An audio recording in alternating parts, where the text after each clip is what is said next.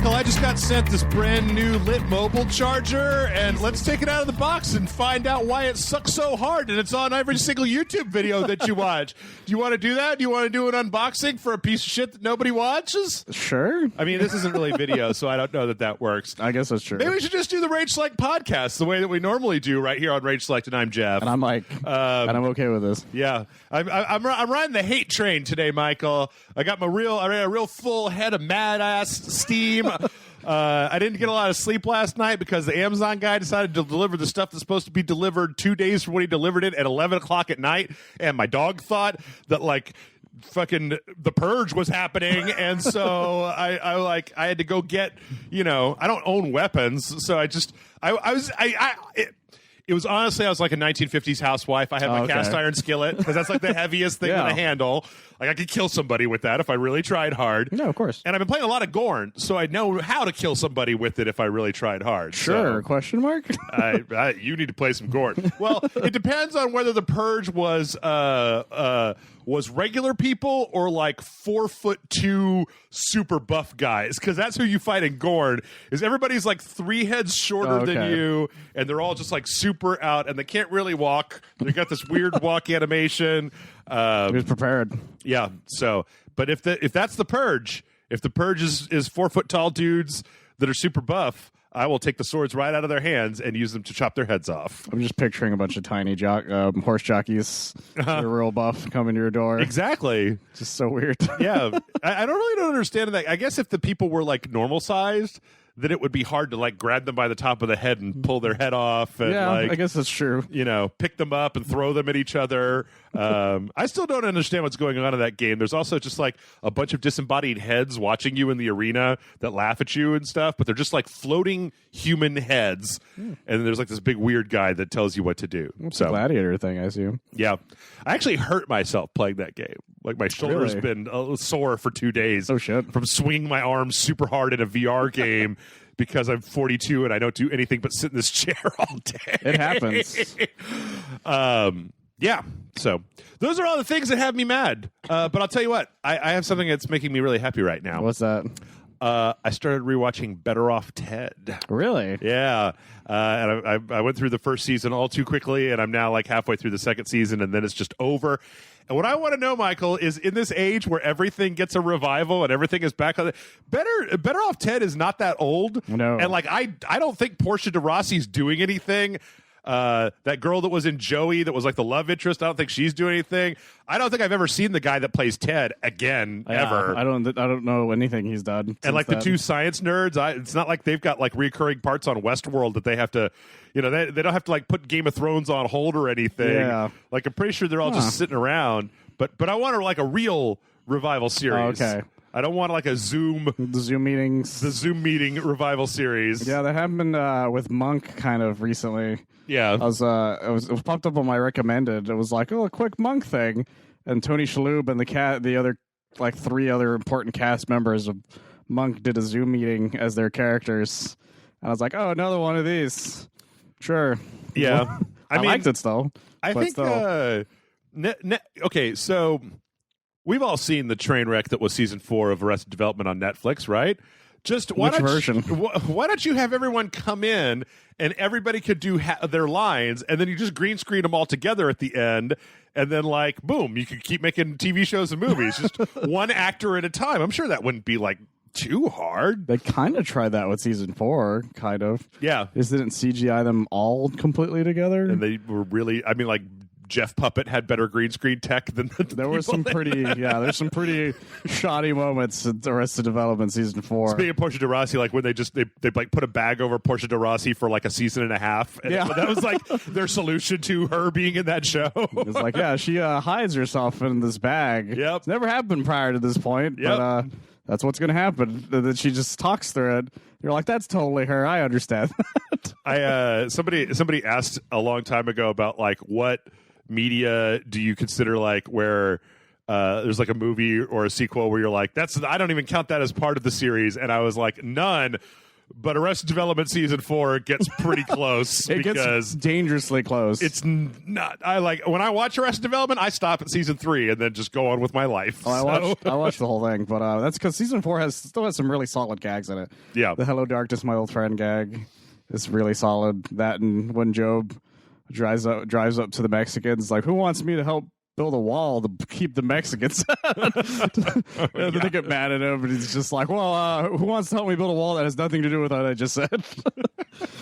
Yeah, I forgot that there's like a huge subplot in season 4 about George Senior building a wall for the United States government between the United States and Mexico. Season 4 has some solid gags. It's just the issue is that they're not next to each other for the most part. Yeah. And the forget me pills, I thought was really fun. Yeah, I don't know. Anyway, if you've never watched Better Off Ted, though, Yes, watch Better Off Dead. Better Off Ted is amazing, and it really holds up. Like, it's just a solid ass show. Like, it just goes to show that like there isn't.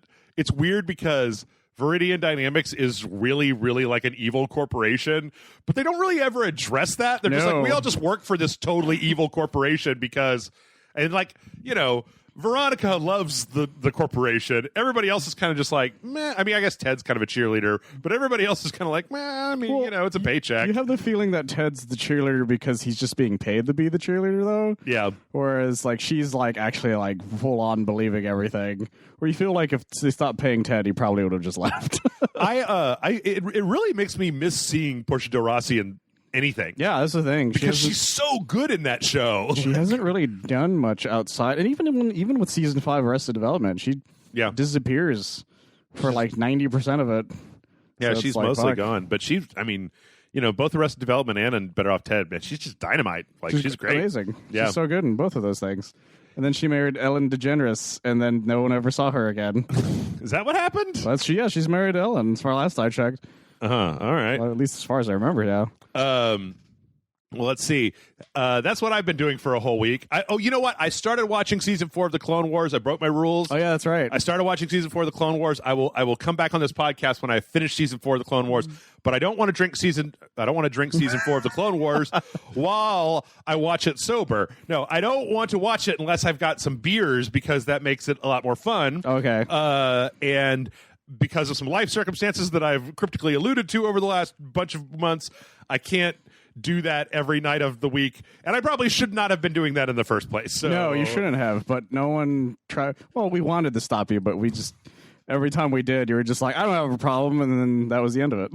I don't ever remember telling anybody that I don't have a problem. I think I was pretty upfront about my problems. Well, it's true. Well, that's why we never said anything, because it's like, well, he knows he has a problem. See, I headed you all off because the first step is admitting you have a problem. I'm like, oh, I've got a problem. They're like, okay, well, do you want help? And I'm like, no. That's the thing. Yeah, the next step is like admitting you need help, and then it's like, well, I'm never going to admit that, so fuck you. And so I was like, okay, fine. Yeah. And then you watch the rest of Development season 4 again, and then we're like, okay, now he needs help. That's not true. Even in my most depraved binges did I never watch that a second time. I've seen it way too many times. Well, let's see. That's what I've been doing. Have you been doing anything interesing? I've been playing the Wonderful 101 over and over again. Oh, wait, did you like beat it and then start over? Well, no, I haven't beaten it yet. So it came out on digital. Yeah. On Tuesday. The physical ones are supposed to come out either next month or the month after. I had a Kickstarter Switch copy that supposed to come to me, but it's not going to come until like June. Yeah. But I really wanted to play it like this exact moment, so I spent $40 to buy it on my PS4, so I'd have an excuse to play it again on my Switch. And so that's what I've been doing. Okay. And I've been playing the shit out of that game, and it's my happy place, and I love everything about it. Okay. Well, it can be frustrating at times, but I knew that going in. All right. Well, that works. I mean, hey, man, if it makes you happy, like, hey, what do I say? It's still really funny. It's still, it's a lot more vulgar than I remember, but that's only because I forgot how many weird, like, I forgot, like, there's actually, like, censored cursing in it. I wish I completely forgot. All right. Because there's a couple sequences where that happens, and there's a lot of, like, sexy zoom-ins on characters, even though they're still these really low-grade polygons. Oh, yeah. So it's just kind of funny. You're just like, yeah, this is just weird, more awkward than anything. Also, they're proportioned to like weird children. Exactly, which is why it makes it so much weirder. Yeah. I tell you what, I'm glad that Wonderful 101 is making you happy. That's great. I'm sure that a lot of other people are going to be happy because the Snyder Cut is finally getting released. I was hoping you wouldn't bring that up. Michael, the Snyder Cut's coming out. This isn't even game related news. I should leave this to like Chris or somebody who does like daily news roundups. But I'm just, you know what? I'm genuinely happy for the people that they got what they wanted. That they had this whole thing. And the thing is that a lot of times when something like this happens, I feel like there's this whole narrative that builds up with no evidence. But like Zack Snyder was feeding this shit. So he himself was the reason this whole thing happened. Yes. Pretty much literally, because he apparently like showed the execs a copy of what he had like in like a few days ago or something like that before they announced this. Yeah. So he convinced somebody. He's like, hey, help me finish my dumb version of Justice League. And they're like, well, the pandemic's happening and we have all this money that we're not doing anything with, so I guess. My favorite was a satire article where he says he convinced them because all of their mothers were named was Martha. I mean, at this point, I don't think that Warner Brothers knows what to do. No, they don't. Like, I think they're so like, well, we tried copying Avengers, but that didn't work. We hired the guy who made Avengers, and that didn't work. That didn't work. And like, then we like let the Hangover guy do a Martin Scorsese ripoff with the Joker, and that did work. Yeah, they have no idea what's happening. And like Harley Quinn swears and kicks people's nuts like off of their body, and that totally works. But it's like they know what to do with everything except for their main properties. No, absolutely. But I am genuinely happy. When this comes out, I will watch it. I'm going to tell you right now, the last thing in the world that I think I need to watch is the actual follow-up sequel to Man of Steel and Batman versus Superman. Like, those movies are so grim and so gray and so mean-spirited. Like, you're never going to make a good argument for me that the moment that I was like, I was so all over the place with it, and then the minute that they released the extended version, and then Zack Snyder was like, yeah, that was Jimmy Olsen that got shot in the face. Oh, yeah. And I was just like, well, fuck you, man. Like, they didn't add anything. He wasn't Superman's friend. He was no part of the story. It was just mean. It was like flipping off anybody who actually likes Superman. And I was like, well, fuck you too, Zack Snyder. My favorite thing about them announcing the Zack Snyder Cut is there's a series of poster things they've made. And every single one of them is in this black and white, dark, grim look. Uh-huh. Like, knowing full well they know that the Zack Snyder Cut's just going to be dark and grim kind of thing. Yeah. It's just like, you guys know exactly what's going to happen with this shit. I mean, like, it's ridiculous. Shazam and Aquaman were like, bright, fun movies. Yeah. And like, Wonder Woman kind of had her thing going on. Like, I feel like they keep trying to. You know what it is? It's like the Dark Knight broke their brain. It's like the Nolan movies broke their brain, and they can only think of one way to make a superhero movie now because they're like, well, if we made it light, then it would just be like a Marvel movie. And I'm like, well, yes, but Superman is not Captain America, so do that. And what happened was the last few movies they made was they had Batman. They had the Dark Knight series. Yeah. And before that, they had Batman and Robin. So their thought process was like, well, that didn't work. Yeah. It was too light and fun and ridiculous kind of thing. And this is super dark, but that's not the reason that people actually like the Dark Knight trilogy. I feel like, what if everything was dark? I feel like there's roughly like 100,000 people that Warner Brothers could bring in to fix their franchise, but that they're just like, no. I don't know. Anyway, there are people who've come to them going, "Hey, can I make this movie?" And they're like, "No, we're good." Anyway, we can't get too hung up on this. I will watch this when it comes out. I will probably not like it, but I will watch it. I'm sure I'm going to hate it. I will watch it, and we'll see what happens. I tell you what, though, if fucking what's his face from Wonder Woman is in there, who's the Dark Side ripoff guy? That's Steppenwolf. If Steppenwolf is in there, I'm just going to turn it off. Turn it off right away. He's still the bad guy, as far as I know. Like, bring in Darkseid or fuck off, all right? Like, you want me to watch this? Bring in Darkseid, motherfucker. Well, yeah, he was the bad guy in Justice League. Fuck. CGI Steppenwolf out, put Darkseid back in. Like, because Darkseid was supposed to show up in it or something? I don't know. Shit's crazy. Hashtag, I'll watch the Snyder Cut. All right, let's talk about video games.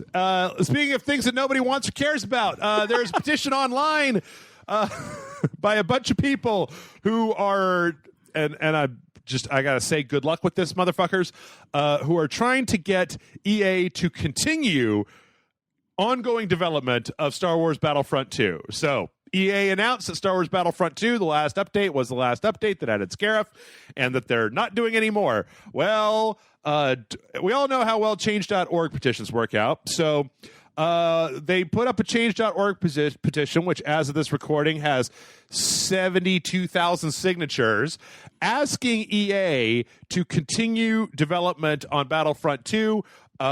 It is actually it is a politely worded petition. That's something, at least. Here's one of the lines says the game was cut short while still having so much potential for wonderful new content. New maps, heroes, skins, private matches, private servers, etc. are a must for this game. All those who sign this petition would be willing to pay for new DLC to keep this awesome game alive. All right. So here's the deal, guys. The internet a long time ago told this game to go fuck itself. And told it to go fuck itself so hard that I was able to buy a PS4 Pro for way cheaper than it was supposed to be. Oh, because they discounted like a collector's edition Battlefront 2? The PS4 Pro I have is a Battlefront 2 PS4 Pro that they couldn't sell, so they discounted it for like 150 off. Goddamn. And I jumped on that shit. Yeah. After trading in mine, so it only cost me like $50. But here, so that's the thing. The internet told this thing to go fuck itself as hard as it could. Yep. And it tanked everything. The fact that it's funny to me now that the internet's doing this complete fucking 360. Well, so the thing is that it really goes. This is actually a really good jumping off point just to briefly talk about how it is very, very, very important not to fuck up your first impression. Yeah. We saw No Man's Sky do it, and like No Man's Sky has managed to claw their way out, but they really have clawed their way out of that shit. But like the thing is, I think you and I played Battlefront 2 when one of those updates came out. It was fine. Like later on, it was fine. I even played it because it came with my PS4 Pro. Yeah. And I thought it was fine. Yeah. I mean, once they took out the loot boxes and they kept on adding content, and then there was like the whole like was like a holiday pack or something where you got a bunch of the skins, and they added in, Lando and stuff from Rise of Skywalker and The Last Jedi and all that stuff. And it was all fine. Like whether you care about Star Wars or not, like it was actually a pretty legit game at the end. The problem is that you have to look at like an earnings table, right? Like they had to pay. EA had to pay Disney for this property. And the thing is that if Jedi Fallen Order made like 3 times as much as Battlefront 2 did, then they're going to make single player. They're going to make money, and it doesn't matter if 70,000 people are willing to give you $5 for a DLC. Yeah. Like, that's just not going to be a thing because they're going to have to keep licensing it and doing all kinds of shit.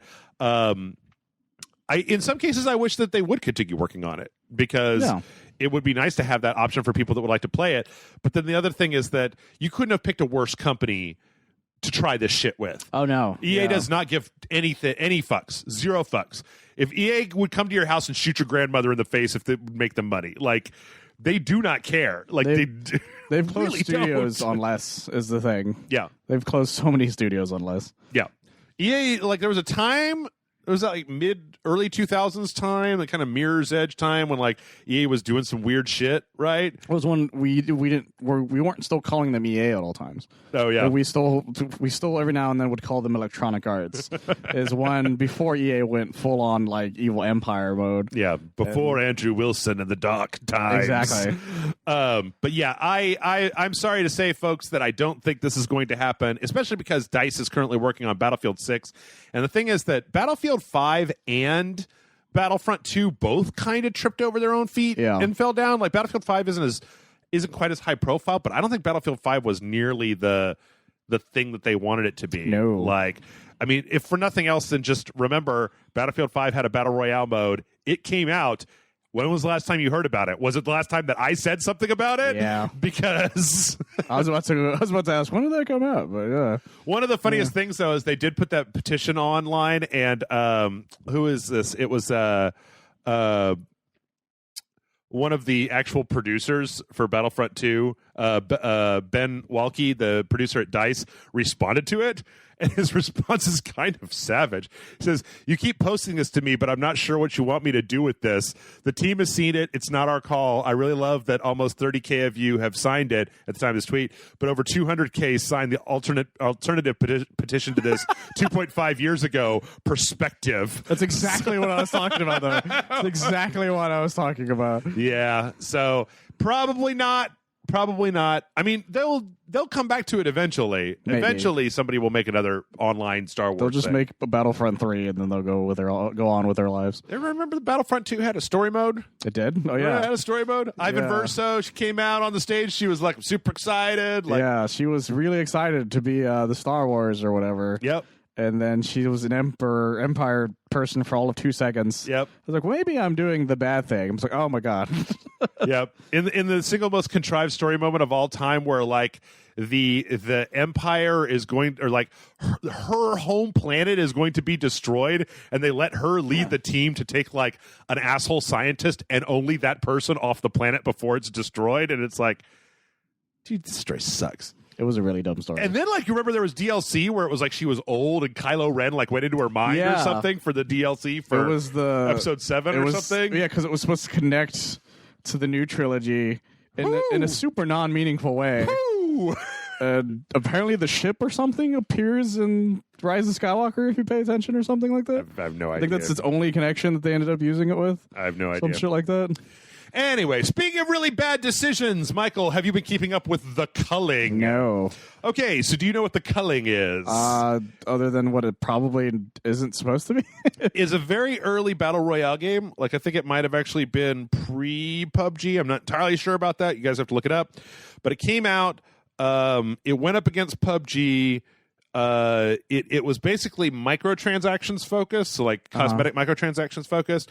Never was able to make any money because PUBG and then Fortnite came out and just whooped its ass. Yeah. They shut the server down in like November of like 2018 or something like that, and then they put out the Culling 2 in June the next year. It was out for about a month, and then they delisted it off of all the places where you could buy it.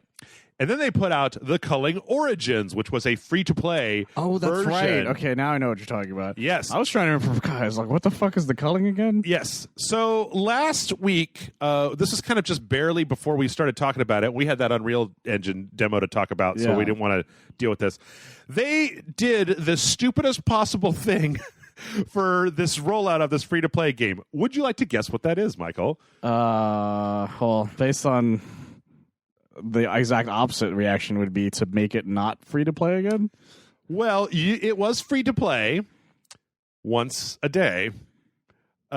Basically, you had to spend a token to play a battle royale match, and you got one for free each day. And if you wanted to play more, you could purchase more tokens with real world money. Oh my God. Yes. Oh my God. Yes. What? That's a real thing that somebody did. And it was like $10 for 10, or like $7 for 10 tokens or something like that. Like, it wasn't an insignificant amount of money. Like, it was like 3 tokens for $1 and like 15 tokens for $7 or something like that. That's so awful. Yeah, it was pretty terrible. Since then, they have changed it. So now you get 10 free tokens a day.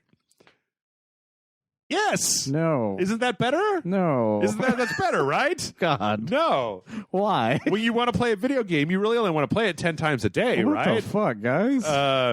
So yeah, apparently they've just made this change, and there's been an interview that's been going around with like the one of the directors, who basically has this really skewed outlook where, like, when they launched the Culling Origins, they had like a huge influx of new users, and they were like, well, most people are only going to want to play it a little bit, so why don't we do this thing where you can like play it once for free, and then if you want to play, our like most loyal customers will then give us money to play more, because they've never been able to figure out how to monetize it in a way that works, because the cosmetics, nobody bought them, and then when the game costs money, nobody bought it. Yeah. And so then they did this, and as you can imagine, the internet was not super fun times about that. You've just alienated the only people who gave a shit about your game. Yes. Hands down. Yes. What the fuck is wrong with you people? Well, they're going to keep running it, so I guess my we'll God. see. But like, Okay, good luck with that. yeah, like I just don't understand why you would play. I'm still amazed that PUBG costs money, right? That's true, yeah. Like, in a world with Fortnite, the fact that you aren't just giving that shit away, I don't know. Ooh, I got an idea. What's that? We'll take this The pay Snyder model. Cut. Yeah, we'll take this Culling and then yeah. give it to Zack Snyder. Kind of. No, we'll take this pay model and we'll give it to Battlefront 2 Okay. to get them to stop asking for more Battlefront 2. Turn the loot boxes back on in Battlefront 2 and be like, if you want more content, you're going to need to buy some loot boxes. You go. That would be the worst thing that could ever have happened in this whole dumb saga. That's true. Like Battlefront 2 got like the UK Parliament and Congress investigating loot boxes. That's what they were doing that shit, right? Yeah. Overwatch had been doing it for like a year and a half, and then Battlefront 2, woo, they fucked it up. And these guys are fucking it up microtransactions even further. They are. Speaking of fucking up shit with your money, remember G2A? No. Do you not remember G2A? No, that's just, you said it, and I'm like, oh, God. Okay. That's why I said no. I'm like, oh, God. I told you, man, you got to get on the hate train with me today. Woo woo. Jesus Christ. Well, this is actually like kind of good news and it's a real sweet and sour chicken situation. Okay. So I don't know if you remembered this, but like 2 years ago when G2A was like completely in the shit, they said that like if a developer can prove that we are selling their stolen keys, we will literally pay them 10 times the amount of the purchase per verified stolen key that we sold. Yeah. One person has spent the years doing this to actually do it, and they actually came out the other side. There's a game on Steam called Factorio. It's like a kind of a 2D factory building game, and they've been going through this whole thing, and apparently what are the numbers here? There were 321 Factorio keys sold on G2A, and they found that 198 of them were stolen. Oh, geez. And so they actually paid out to the Factorio developer $39,600, aka 10 times the amount of. I'm pretty sure this game was probably like $20 when it came out. Yeah, it would not have been a lot. But then they also have this whole just like, if you go to their website, they have this whole press release that's just like, well, you know, we're just super great guys that are trying to sell stuff. And they get into that whole thing where there was that one dev that just like really went after them. That was the reason we were talking about them like 2 years ago. And how it's like, no, we don't sell stolen shit. Not at all. We just take like the people's Humble Bundle keys and then we sell. It's just a kind of I don't know, man. If you wait long enough, video games are cheap, right? Oh, yeah, of course. Like, I don't feel like we need a company like this. Or if anything, I would rather see a competitor for G2A show up that just let people broker deals between each other as opposed to this, because GTA just always comes off as like scummy. Oh, absolutely, 100%. I've never bought anything from them, and I never will. Like when they first popped up on my radar, it was because of all the stolen key things, and I read this whole fucking thread of like them talking about how awful they were, and it was so big. Yeah, and they're just so. I mean, they're so. I don't know. Like, it's a weird thing for me because, on the one hand, it's possible that they might be trying their best and on the up and up, right? But on the other hand, I don't want to buy my games through some shady third-party website. Like, it's not like, okay, listen, I know I'm coming from a position of I have enough money in a website to play video games, right? But on a long enough timeline, games go on sale, right? So if you just wait, and it's not like this is the upside if you go back to if you're just like a regular old guy playing video games, like Game Pass, Steam sales, like weekly sales on like the Switch and the PlayStation. There are so many places to get so many games that are so cheap and last forever. Like a copy of, Persona 5, right? Or like The Witcher 3 or Dark Souls or something, right? Like a game that you can literally play for like 8 to 9 months and still get something out of it. And then like by that time you can just go back to whatever came out 8 months ago and it's going to be $20 on some sale some weekend. Yeah. Or just wait for sales. Like, I mean, I don't want to say that as if like that's the solution to everybody's problems, but we were talking about Mortal Kombat and how you really do pay a premium to get in on the ground floor of any video game because they all go down in price quickly.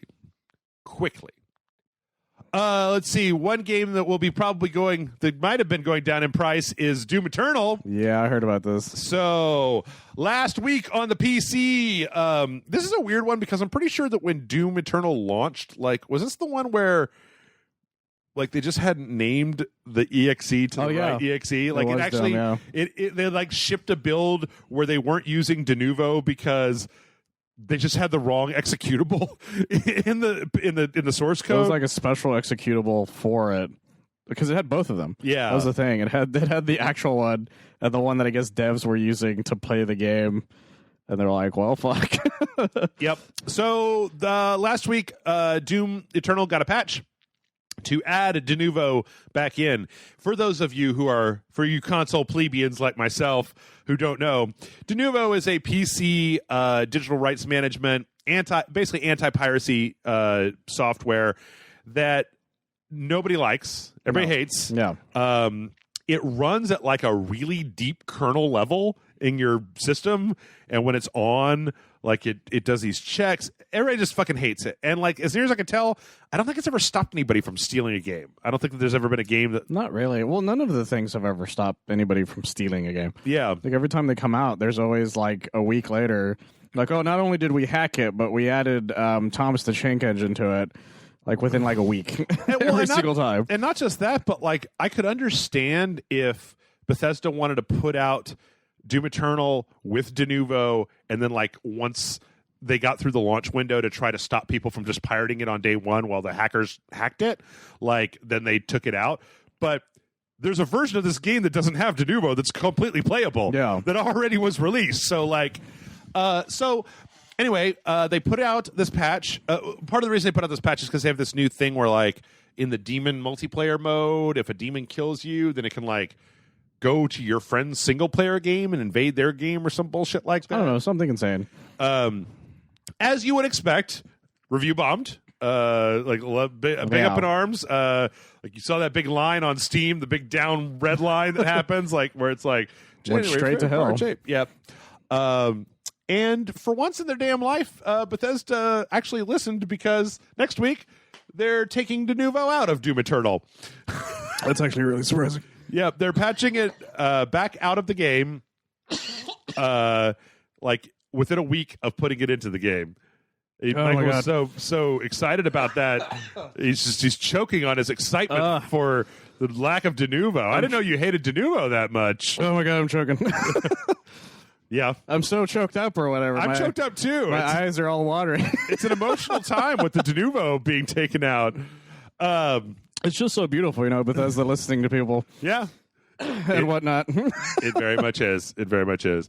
So yeah, if you were planning on not getting Doom Eternal on the PC because of de novo, now you could change it to yes, we're going to get Doom Eternal on the PC because it does not have de novo. That's fun. So there you go.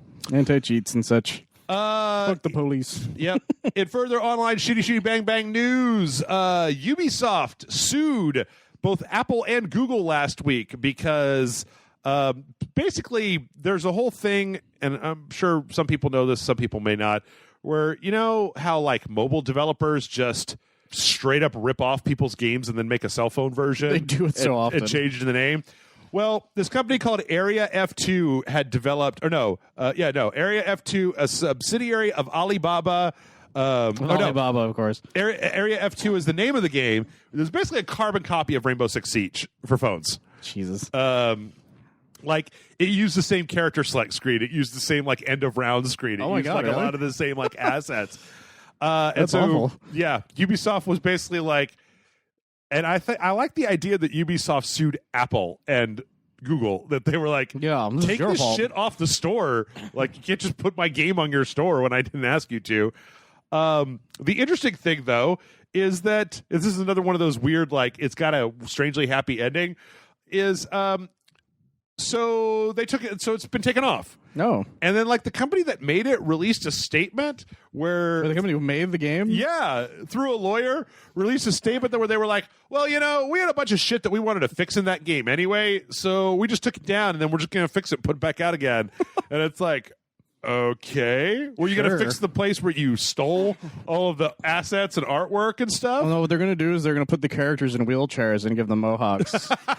That way they can't be sued anymore. You know what I want? I want them to use the exact same thing that's like the end screen of the Rainbow Six Siege map, but just like throw a Photoshop color tint on it to make it a different color. Exactly. And like draw some spikes in MS Paint off the side of it so that it looks slightly different than it did before. Like make it like rainbows, just something absolutely ridiculous. Yeah. That way they can be like, it's completely different. Yeah. It's all about rainbows and shit. It has nothing to do with your Rainbow Six or whatever. I want them to put the game back out, and I want the title screen to be the Rainbow Rainbow Six Siege title screen, but like an MS Paint like scratched out Rainbow Six and then wrote like Area F2 or whatever at the bottom. That'd be great.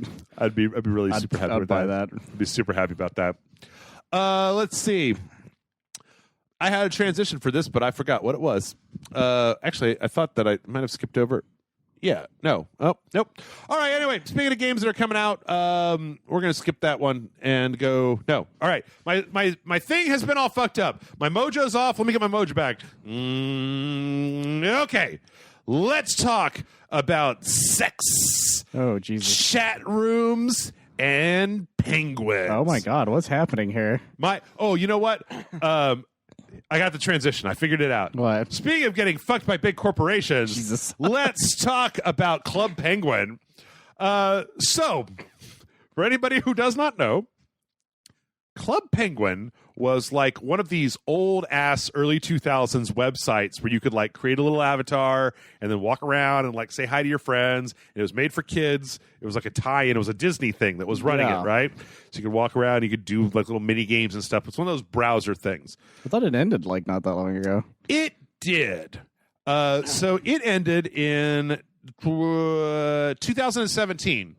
When that happened, a third party started running like a copy of Penguin Club. Oh, my God. That notably had no moderators and no censorship.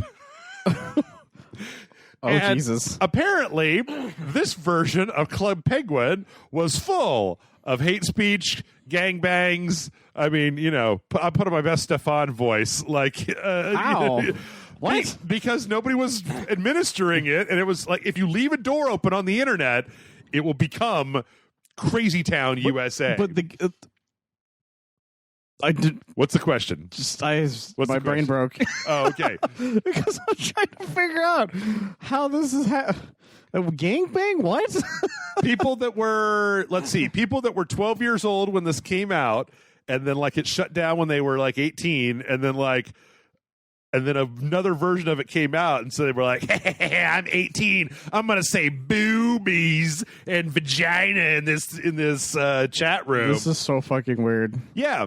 So Disney had to file like a DMCA copyright strike against the Club Penguin that was full of sex and hate speech and all of that other stuff. That's amazing. So look on the bright side. You could have to file a legal injunction to get some person to take down their copy of your website. And that's how Anal Fisting Select was created and destroyed. Oh, my God. Yeah. So that happened. That happened this week. Like this week it happened. I love the headline of this, though. Yeah. After it becomes a haven of explicit penguin e-sex. Yep. Was that like in the injunction? I have no idea. I know they have a screenshot that's got like a bunch of pixelation on it, and I want to know what's underneath the pixelation. I'm so confused. I don't know. I thought we got past that point in the early 2000s where people were getting their rocks off by like banging avatars into each other in a video game. Be like, oh yeah, girl, oh yeah. Yeah, that was the thing for a while. Yep. And apparently it's still a thing. Yep. It's just never going to go away. Speaking of super sexy things, we got a trailer this week for Serious Sam 4. Which I think is kind of cool. Yeah, it was originally announced in I think 2014 or 15. No wonder I forgot about it. It's been quite a while, but we finally got like a full-on trailer and a big series of development updates on it. The trailer's pretty fun, but this guy just, one of the bomb hand guys runs past him, and then all these other monsters run past, and then Serious Sam comes out with his fucking chain guns. There's some really interesting stuff going on. And actually, the big thing is that we got a release date. It's coming out August of this year. But there's actually some other stuff that's really cool. Like, apparently, they've got this thing called the Legion system that is able to put hundreds of thousands of units on the screen. There's so many at enemies one time on that screen. What the fuck? So yeah, they've got like these different technologies that they're talking about. There's apparently like a bunch. I didn't watch all of these, but there's like some like really kind of hellacious weapons and such. I mean, Devolver's putting this shit out, so like, what do you expect? But Michael, what console would you like to play Serious Sam 4 on in September? A console that I have.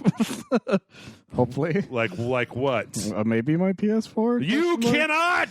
What's it going to be on? It's going to be released on the PC, and it will be a console exclusive to Google Stadia. It's a Stadia? For a year. Stadia? Yep. Really? Motherfuckers. Yep. Google, you sick fucks.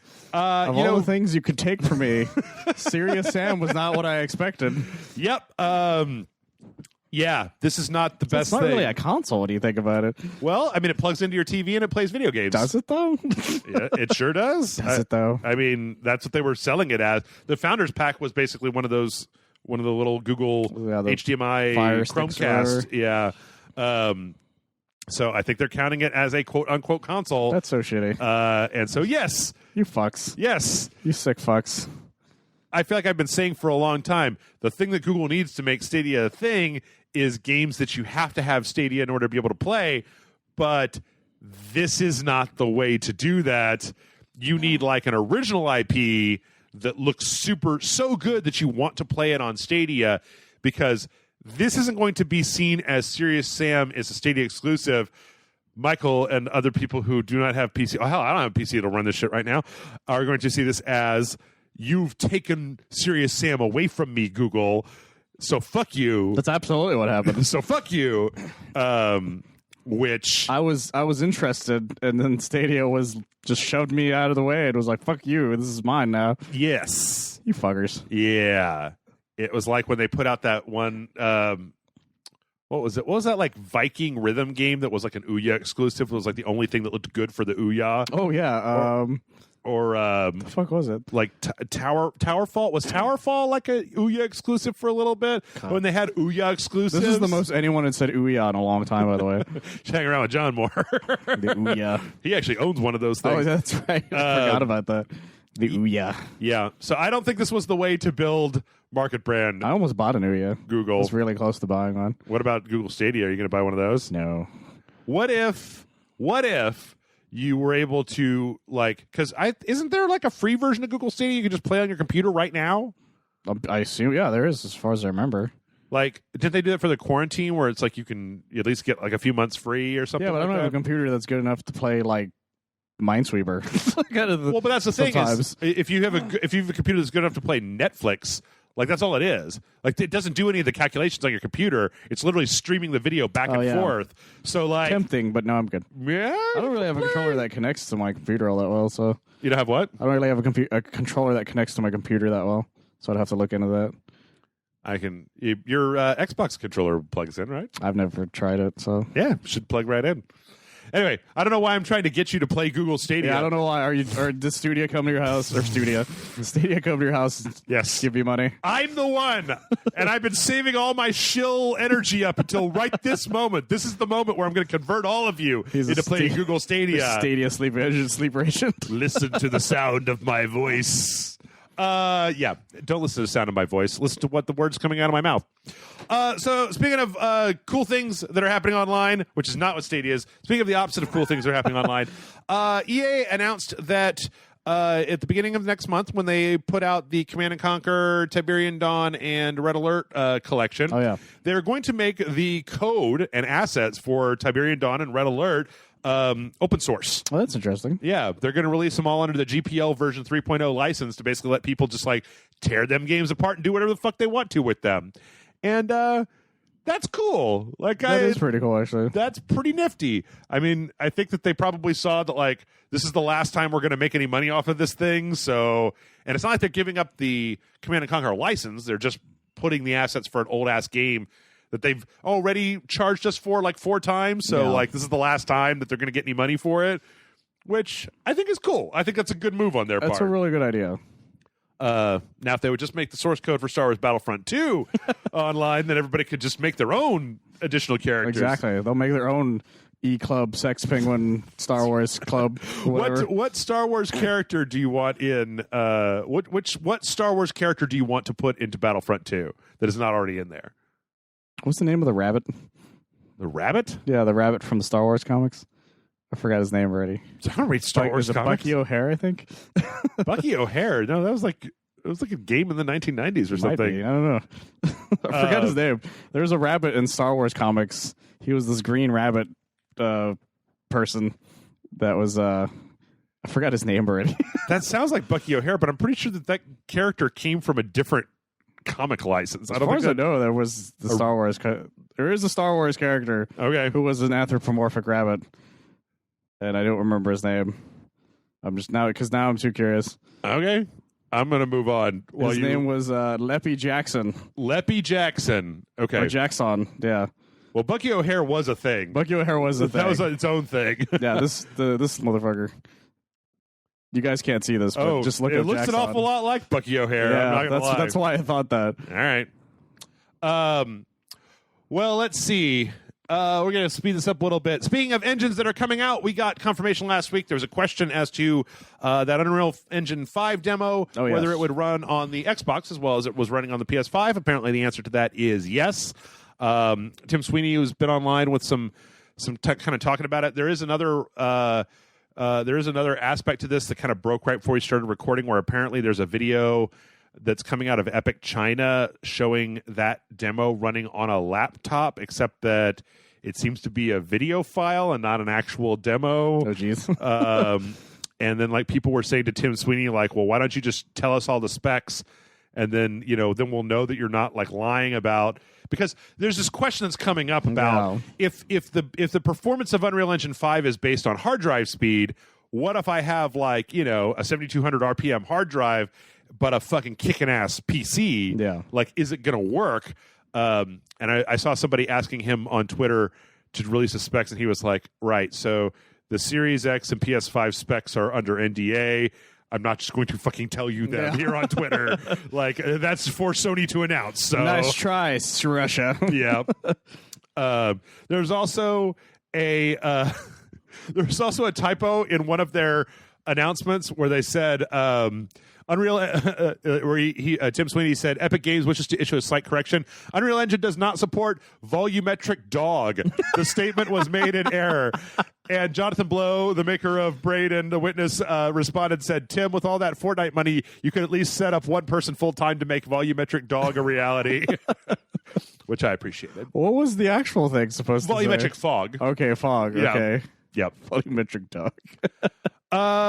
Let's see. We're going to skip over some of this stuff. We're just going to start going faster. I always put too many things. It's like every time I do the podcast, it's like when you go to a Chinese buffet and you put too much on your plate, then you can't finish it all. Or breakfast buffet, but that doesn't count because I always finish everything on my plate. I just blame me specifically. There was a trailer for The Last of Us that talked about more gameplay. There's actually some really interesting kind of things in here. Apparently, Ellie has a jump button, which Joel did not. Fascinating. Yep. Ellie has a dodge button. Well, the jump button means that apparently a lot of the combat's going to then become more like vertical because there's going to be more abilities to like climb up on top of stuff. There's also a straight up like reactive dodge button. So like if somebody goes to melee you can like RE3 away from them.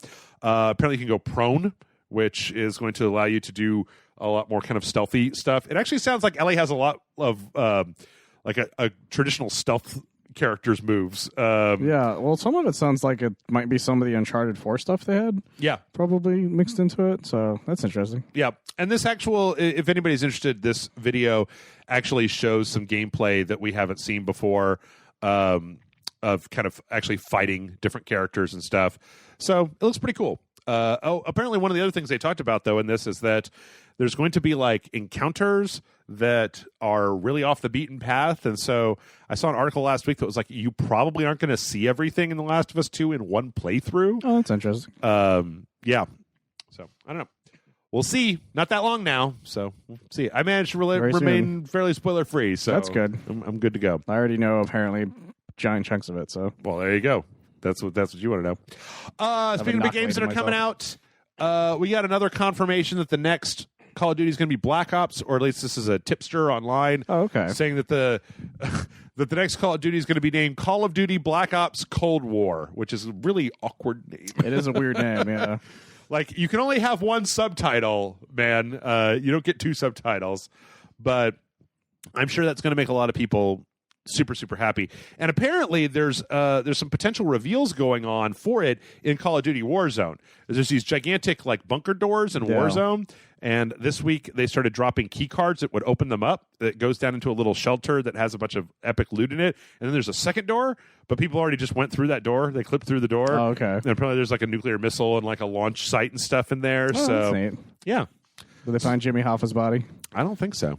But if there's nuclear missiles, this is a confirmation that eventually that Call of Duty Warzone is the prequel to Fallout 76. God damn it. And we can't go through a Rage Select podcast without talking about Fallout 76. It's really only one thing, though. All that season stuff that we talked about last time, it's going to be free. There's not going to be like a season pass. That's nice, I think. Yeah. Question mark? I don't know. We'll see. Nice try, Fallout 76. You'll never get me. That's good news. Bad news.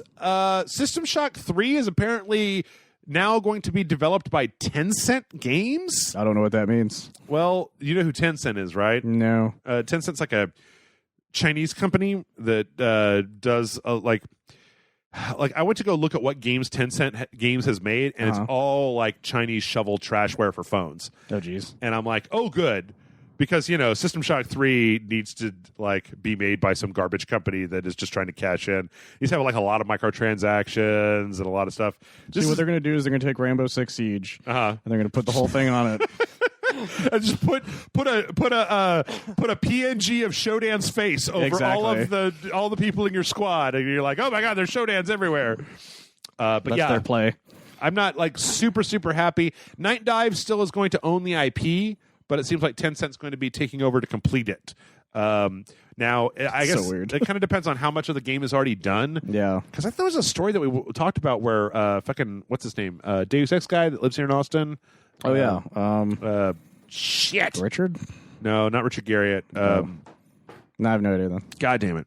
That guy was like working with them on it. And, so I'm like, okay. Yeah, didn't they like scrap the whole thing and start over again? That was the System Shock 1 reboot. Oh, okay. So my hope is that Night Dive and Warren Spector finished enough of BioShock or System Shock 3 that they're then going to send it over to Tencent to essentially finish the rest of it. Just and polish then bring it it back. Maybe. I don't know. That's the best case scenario in my mind. Yeah. Because I tried to find what games Tencent has made, and they're just like terrible.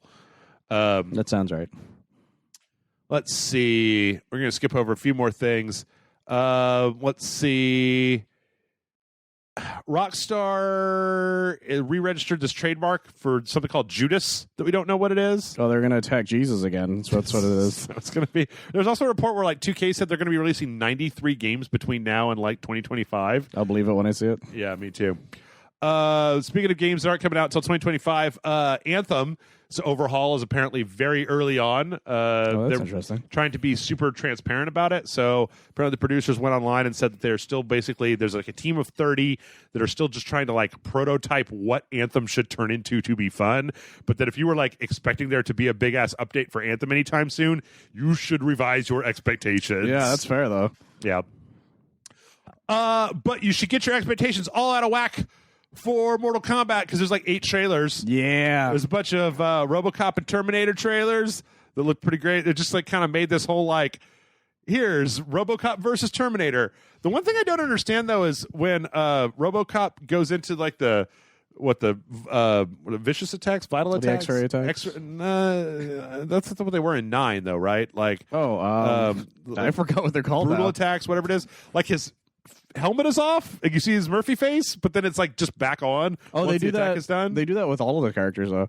Yeah, like if a character has a face mask on and they go into that attack. Oh, okay. They like Sub-Zero, for instance, like the face mask covering will be gone just specifically for this part. Oh, just to see them go like, argh! Yeah, it's specifically so you can see their face, like all the contortions and stuff. It also happens in fatalities. Okay, all right, fair enough. I didn't realize that, and it was just that's an actual thing. It stood out more on RoboCop than anyone else because like his whole helmet came off. And you say the Murphy face. So I think it's cool because it lets us now see that they did in fact go full on Peter Weller face on it. Oh yeah, which I think is really cool.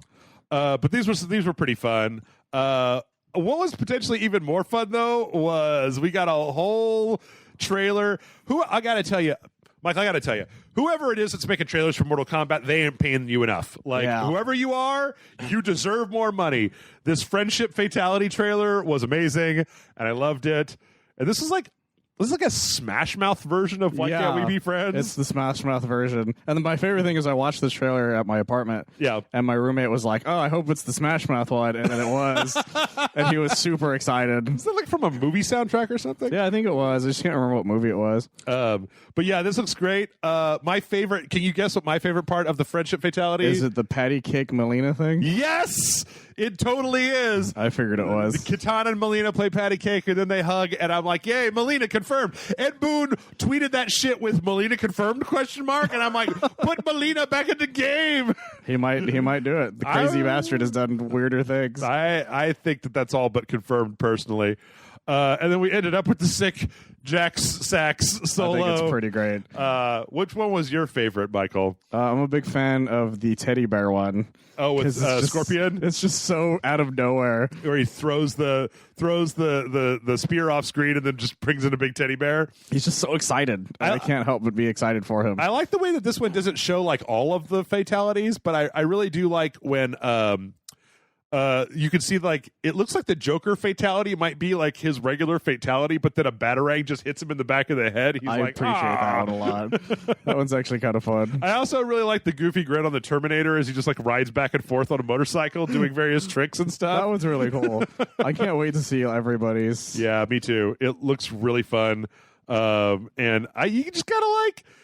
This game has been so supported and like so at this point, like once this comes out, once Aftermath comes out, it's going to be such a huge game, you know, between absolutely all the towers, all the DLC, all that stuff. Like NetherRealm really does get into it. There's also a launch trailer for Aftermath, which I'm not going to say too much about because there's a lot of spoilers in it. Yeah, it goes into a lot of plot points that I'm like, I don't know what's happening, so I'm just gonna hope that it makes sense in context. Like if you know who certain characters are, there's like lines in the trailer where you're like, oh, so that's what happens to that person. Like I'm still interested to see what happens. Oh yeah, definitely. A lot of it is kind of vague.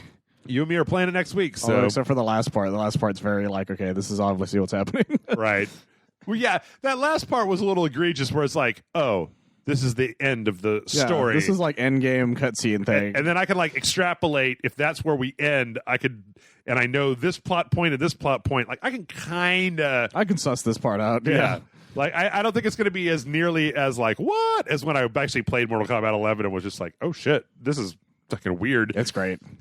So Mafia 2 came out last week. We also got a brief teaser for Mafia Definitive Edition. For everybody mad that they didn't actually. Michael, I don't know if you know this, but people really like Mafia 2. I'm surprised by that. Like, there was a lot of people that were really mad that the Mafia 2 re-release was just like kind of graphical polish, some lighting engine stuff, a little bit of tweaking. That it wasn't like a complete overhaul of that game from top to bottom. That's crazy. And then like people were like, why is that guy less fat now? And I'm like, I don't know. Those two pictures look the same. And it's like, no, look, you can see how he's less fat. And I was like, okay. This is fat shaming. Yeah. That's crazy. I'm surprised. I actually didn't know that Mafia 2 was so beloved. Dude, the people that like Mafia 2, they fucking love Mafia 2. Good for you guys. Yep. I'm happy for you. Anyway, Mafia Definitive Edition, they got a really brief teaser for it. It looks really, really good. That's how Mafia works. They definitely are. I mean, like, just the lighting engine and the rain and the models here look way better than what was in the Mafia 1. It looks really cool, and I like just from what we have so far, and it does make me interested in the idea. Yeah. Let's see. We also got a gameplay trailer for Destroy All Humans that continues to look freaking awesome. And I think I'm still going to play it. Not much more to say about that. Michael, you can take a nap at this point. No. We got a trailer for The Sims 4 Eco Lifestyle, a second trailer. This one does have a weird thing where like two people make out in a dumpster at the beginning. Make out in the dumpster. I don't understand why, but this goes into this whole thing about how like, oh, I went to college and my town is trashed, and then I came back and now we're going to clean it up and we're going to make everything super eco-friendly and eco-friendly. I came home from college and everybody was fucking in dumpsters, and I was like, what the fuck, guys? Yeah. This one has a lot less hate than the last trailer that they put out. It's 40K upvotes, 9.6K downvotes. So Sure. the last one was like 50-50. Yeah, my roommate's really into The Sims 4 right now. Yeah. And we did the math on all of the DLC packs when they were on sale. Uh-huh. It was almost like $200 to have everything. Oh, shit. Is that on the crazy. PC or on the console? This is the console one, yeah. Oh, wow. And those things go on sale consistently. Wait, is your roommate playing The Sims 4 on the console? Yeah. That's like the worst way to play it. Well, that's just what we had for free because it was a free for plus game, and all he's doing is building people's houses. It's fucking weird. I don't really get it. And it's his thing. All right. I'll let him have it. Sure. There's a part in this trailer, you know, like a lot of this trailer is like very like millennial, like, oh, we're gonna like reuse cargo containers and make like a house out of it and do all this stuff. And I'm just like, that's cool. And they're like, oh, we're gonna recycle this plastic and then we're gonna make chairs out of it. And I'm like, cool. And they're like, and in order to reduce our carbon footprint, we're gonna eat bugs. And I'm like, no. Don't you put that shit on millennials because I don't do any of that shit. No. It's clearly a Gen Zer thing. It started. The millennials have started turning on Gen Z. It didn't take very long. While the boomers, the millennials, and Gen Z all fight, us Gen Xers sit back and laugh at you all, martini in hand. We created the internet. That's my favorite thing about the generation fight or whatever. Yeah. The Gen X is just sort of like, I don't fucking care. Well, everybody forgot we existed. Yeah, right? literally, like every time those conversations come up, Yep. they just skip Gen X entirely. Yep. Every single time that conversation comes Boomers up. versus millennials. I'm like, all right. So what about the Gen Xers? The what? Yeah, I used to be mad about that. Now I'm just like, no, don't remember that we exist. I like living like a fucking ninja, like the ninja generation that can just like not have all these articles written about how I'm doing it wrong, and it's just like, fuck you guys. I think my generation scared the boomers hard enough that then they started going after the like really young kids, and so then they like left us alone because we were just like fucking wackadoo teenagers we invented the internet. We were doing all this crazy shit. We were on like muds and like yeah. Anyway, but I only mostly bring this up because it actually there was another video that we got last week this is a game called Paralives that's basically going to be kind of like the city skylines to the Sims' SimCity. Interesting. That's going to be, it's an independently created Sims clone. Huh. The thing that this video is very, very short. It's just a very small video showing like customization options for avatars and like changing their outfits and stuff. It's got a different look than The Sims. It's a little bit less bright and colorful. It's got a little bit like cell shading to it. The thing that's really interesting about this, though, Michael, this thing is being developed on a Patreon. Really? So, like, it's called Paralives, and apparently, like, the Patreon for Paralives, which is at patreon.com/rage site. No, it's not. Is bringing in like $15,000 a month.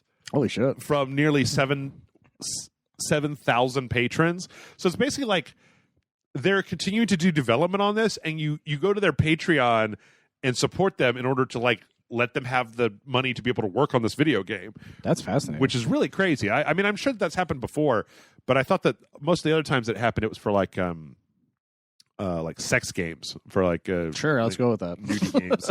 I know animations do stuff like this all the time. Yeah. All right, let's finish this up and take a break. Grand Theft Auto 5 is no longer free on the Epic Game Store. So sorry if you missed it, but hey, you could dry your tears with a free copy of Civilization 6 if you like. Ooh, fancy. So, boom, there you go. Go piss off Gandhi or whatever it is you do in that game. Valorant has a full-on release date. June 2nd is when Valorant's going to be out, so we'll see how that works. I keep forgetting that game exists. I got a beta key, and I still haven't put it on my video game website, so that should tell you something. I just keep looking at gameplay of it, and I'm like, this is super basic looking. Like it's, I don't know. I'm sure it'll do fine. I tell you what's not super basic looking. That's Phantasy Star 2 Online, Phantasy Star Online 2, which is going to be out on the PC next week. Ooh, and I think there was like a Hatsune Miku concert inside of Phantasy Star Online. That sounds about right. Yeah. We live in 2020. And now, Michael, it's time for the saddest news of the week, the worst thing, but I did set myself up for this when I talked about how you got to make a good first impression. Oh, okay. Kerbal Space Program 2 is being delayed. Ooh, that's weird. Yep, the big coughs have made it so that the working from home isn't working quite as well, and they pushed it back to 2021 to make sure that everything works the way they want it to. Now we can't make our C Labs 2021s. Yeah. I'd rather it be right and Kerbal Space Program is still totally playable. So, and there's not like there's nothing to play between now and 2021. That's true. So, I can watch Scoob or whatever. I just wants it, All right, couple quick things before you wrap up here. Today, you know how like sometimes you see something on Twitter that makes your skin crawl. Sometimes. Yeah. Today I saw something on Twitter that made my skin crawl, which is this account that basically has taken classic game controllers and then erased all of the buttons and like D-pads from them. I feel incredibly uncomfortable looking at these. I told you. Oh my God. Like it's just like a PlayStation controller, but no buttons, no sticks, no nothing, just a piece of plastic. I'm like, I don't know what it is, but I feel really weird right now staring at that. Like my whole body just tensed up in a weird way. Yeah. I can't figure out why. Yeah, there's like a 3DS where everything's been taken off of. This is fucking creepy. I don't know why it's freaking me the fuck out. Yeah, it's a Twitter account called No Buttons, and it's pretty. That's insane. Pretty weird. This is horrifying. The description of the account says "fuck buttons. I hate buttons." And one of them is just pads without buttons. There's a picture. Here's a Wii U pad with no buttons on Jesus. it. Yeah, that one isn't as bad because it's still a touchscreen, I guess. Yeah, but fuck, it's kind of crazy. It's just like every console you could ever want, but with buttons taken off of it. It's horrifying. Yeah, it's pretty terrible. Here's a SpongeBob SquarePants controller, N60 GameCube controller. Well, that one just makes it look like it has an ass chin. Yeah. Here's the PlayStation 5 controller with no buttons. Here's a gun with no trigger. Jesus. Anyway, and last but not least, that keyboard without keys. I thought I would show Michael, apparently in the latest of Animal Crossing news, we got to have one Animal Crossing story. Somebody recreated the Brooklyn Nine-Nine, I Want It That Way cold open in... one of the most popular cold opens they've ever done. Yep, in Animal Crossing, and so... This gets shared consistently, like the original cold opening. And I'm really happy that somebody went insane and just decided to do this with fucking Animal Crossing. I really think they need to give... really think they need to give people a tool that lets you, like, push a button to open and push a button to close the mouths. Oh, so that people can start lip syncing instead of just having the weird, like, they can do one thing, one mouth open, but then they can't make them talk. I think I need to like give them full on machinima, kind of like puppet mouth controls, because it's not like these characters have like super detailed mouths or anything. I guess that's true. And with that, we are going to go ahead and take a break. When we come back, we're going to answer your questions. So everybody stick around, and we'll see you shortly.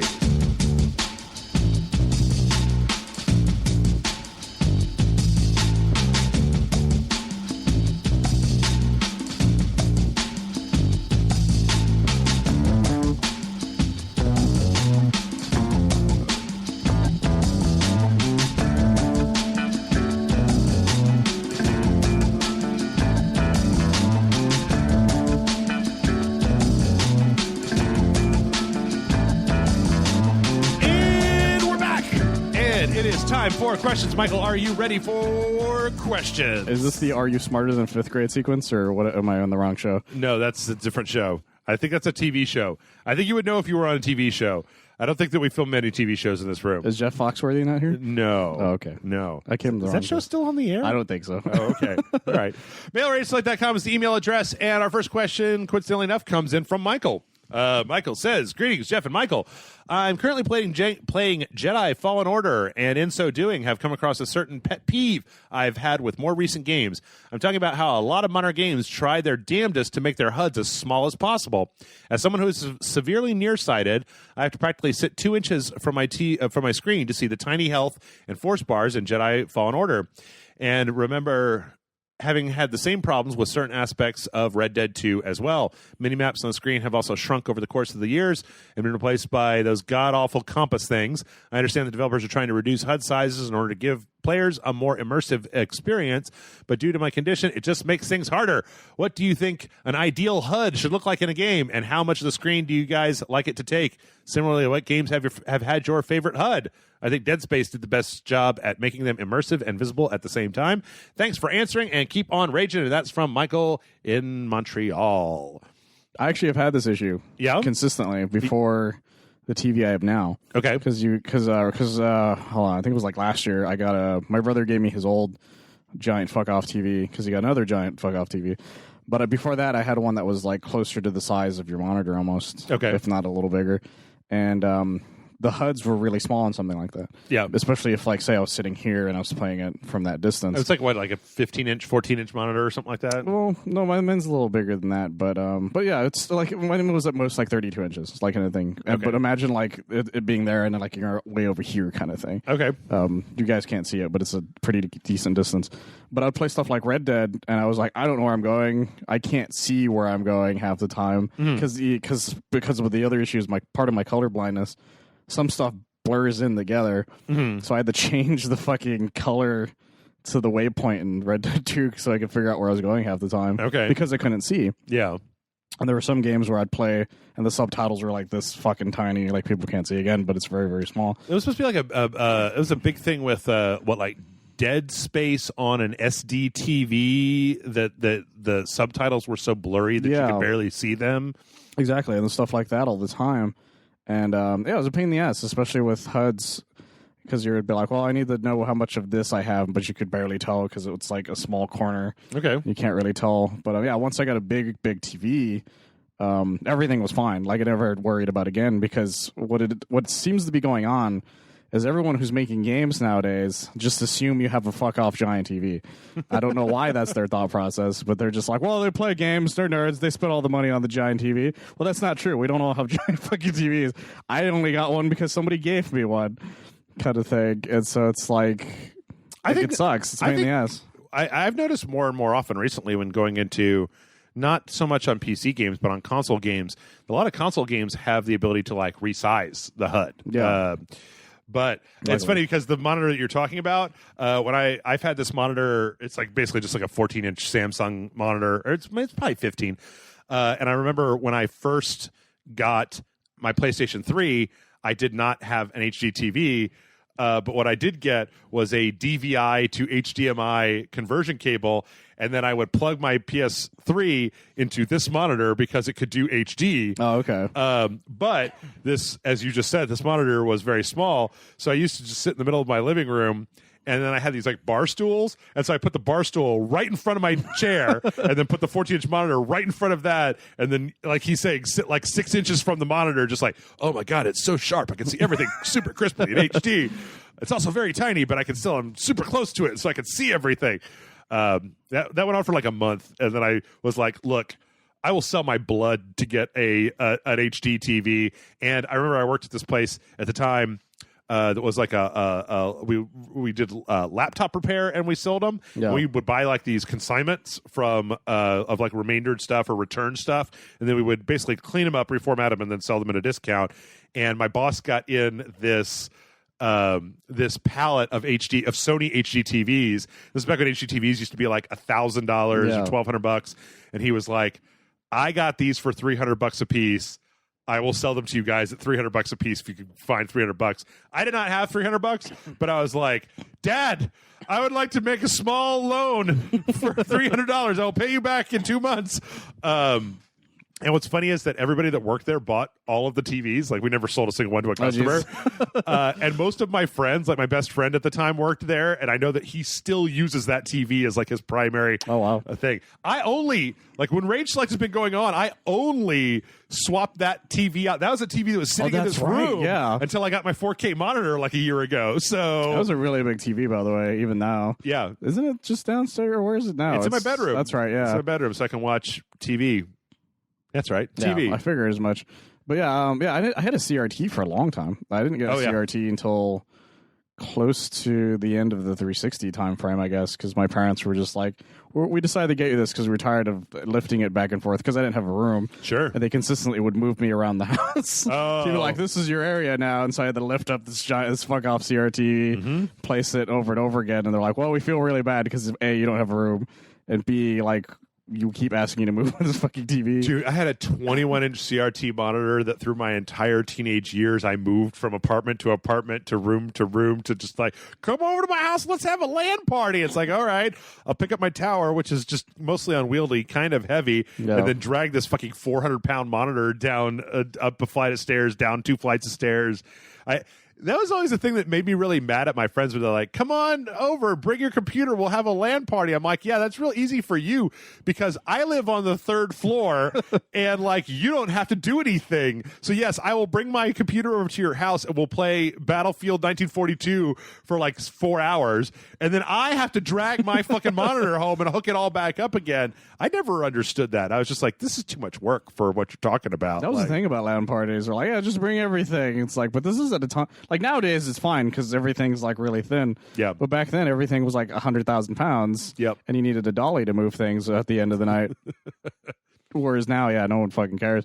But yeah, I also had a 23-inch like CRT that I played all my 360 games on for a long time. Yeah. And then my parents bought me a 26-inch. I think it was a Vizio or something like that. I can't remember. Vizio. It was a Vizio TV. I still have it. It's actually at my apartment. It's in my room, but it's not really connected to anything. Yeah. Yeah, my old Samsung monitor might be retiring pretty soon. But okay, so let's actually answer the question. Like, what HUDs? The thing is that for me, it's never been too much of a problem, and I think a lot of that it comes down to the fact that my eyesight is not. I wear glasses, but my eyesight is not very bad. What's the thing where you can't see far away? You're nearsighted. Yeah. Yeah. So nearsighted, so I can't see very far away. But I can leave my glasses off most of my day, unless I'm, I can't drive, but I can still see. Like I'll play games where I'm sitting right now, where I'm like 2 feet from my monitor. I'm actually I'm severely nearsighted. At least on one of my eyes. One of my eyes is really bad compared to my other eye. For me, like the perfect HUD, Dead Space has a great HUD. Like right off the bat, it's got a great HUD. I'm a big fan of the way Monster Hunter's HUD is, which is just a very thin, like 2 lines essentially for your health and your stamina at the very, very top. So it doesn't take up a lot of space. Mm-hmm. And then you have your items on the bottom right. And since they're big old icons, you just know what each one is just by looking at it. And so it helps a lot. I liked the did GTA 5 was that the one where it was like your compass also had like your health and armor on it? Yeah, because it was like it was all circle around it or whatever. Yeah, I like it when they do that. I like it when it's all consolidated. I don't necessarily like it when they like completely take the HUD away, and I like a mini map. I kind of want a mini map. Like, mini maps are huge. Yeah, they're great.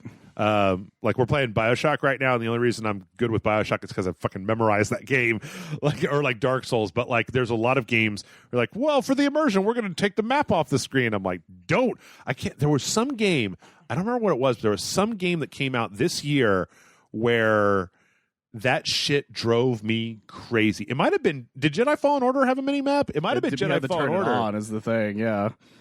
You had to be like, okay, where am I now? Kind of you thing. did the button, right? Yeah. It was like Dead Space where you push the button, he brings up the thing. Yeah. Like, where am I right now? Kind of thing. I do not like it when games do that. And I got lost consistently.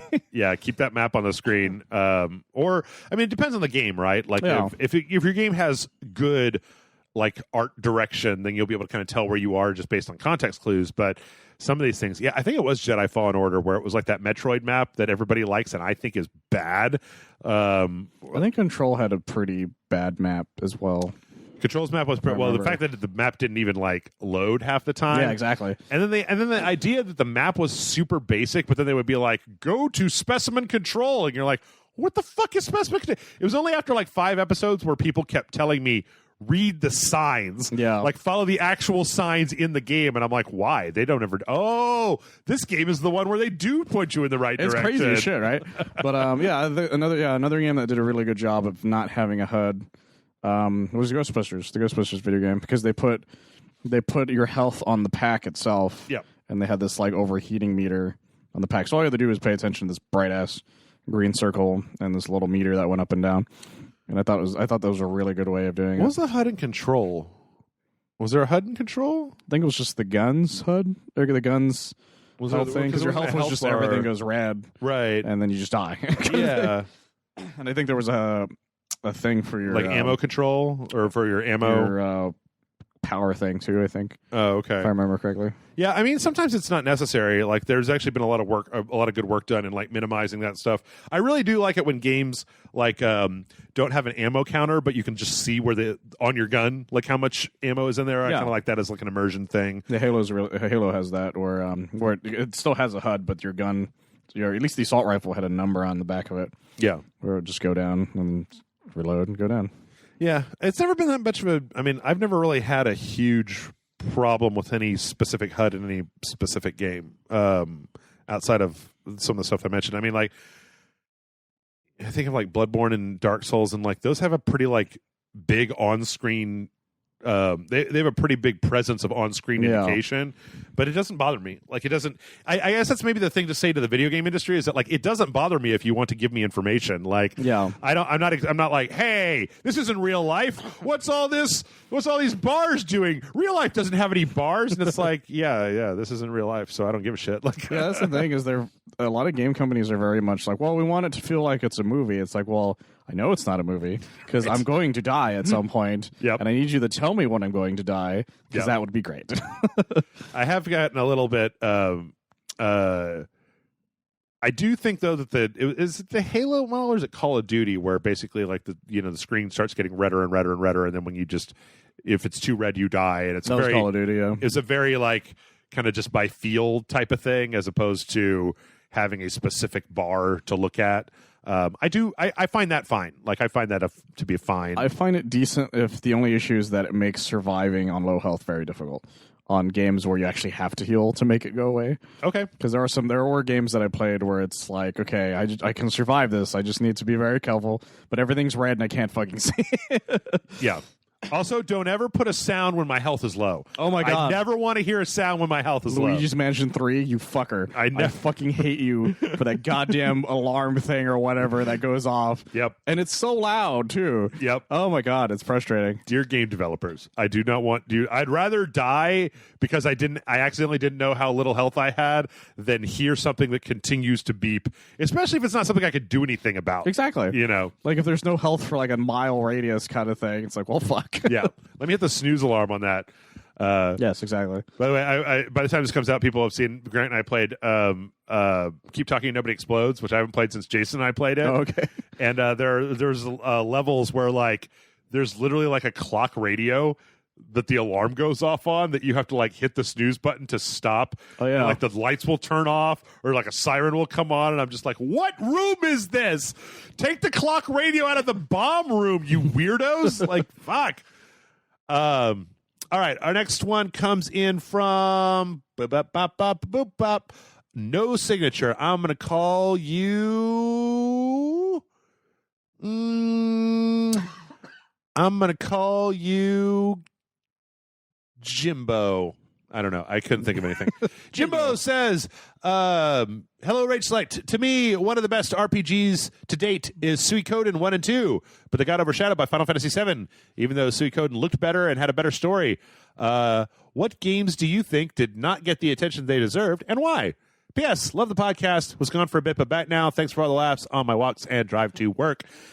Thanks, and that's from a Jimbo. Let me tell you about a game called The Wonderful 101. Oh, Jesus. Oh, good Lord. You had to get him started, Jimbo. I'm just going to do it. You got to get him started. The Wonderful 101 is always going to be my answer for this question. And luckily, they have fucking finally re-released it. It's because it was on the Wii U, and the Wii U did poorly, and no one really knew what to make of the game. And it didn't do very well at all. But then the internet got a hold of this sucker, and everybody knows of it, and I'm very happy. And it's finally got re-released. I'm sure there are other games, but that is my first answer right away. A lot of this is probably going to be the problem that I keep getting into is that the games that I thought nobody knew about because suddenly, it used to be that if your 5 friends didn't know anything about it, it was like an obscure game. Yeah. But now you're talking to the internet, and it's just like somebody is always like, "Oh, well, that was my favorite game." You blah blah blah blah blah blah. Like, did you ever play Energize? And everybody loses their fucking mind. Right. They put out Chex Quest HD this week. Oh, right. They is that really a thing? They remastered Chex Quest, which was like a weird Doom port made to sell checks. And they put it on Steam, and I played it for Patreon. I had no idea this was a thing. Yep. I'm very happy now. Yeah, it's very strange. It was a very strange game. But so there are some games out there that I feel like never got the I was just looking at my game shelf trying to think because I've come to find out afterwards.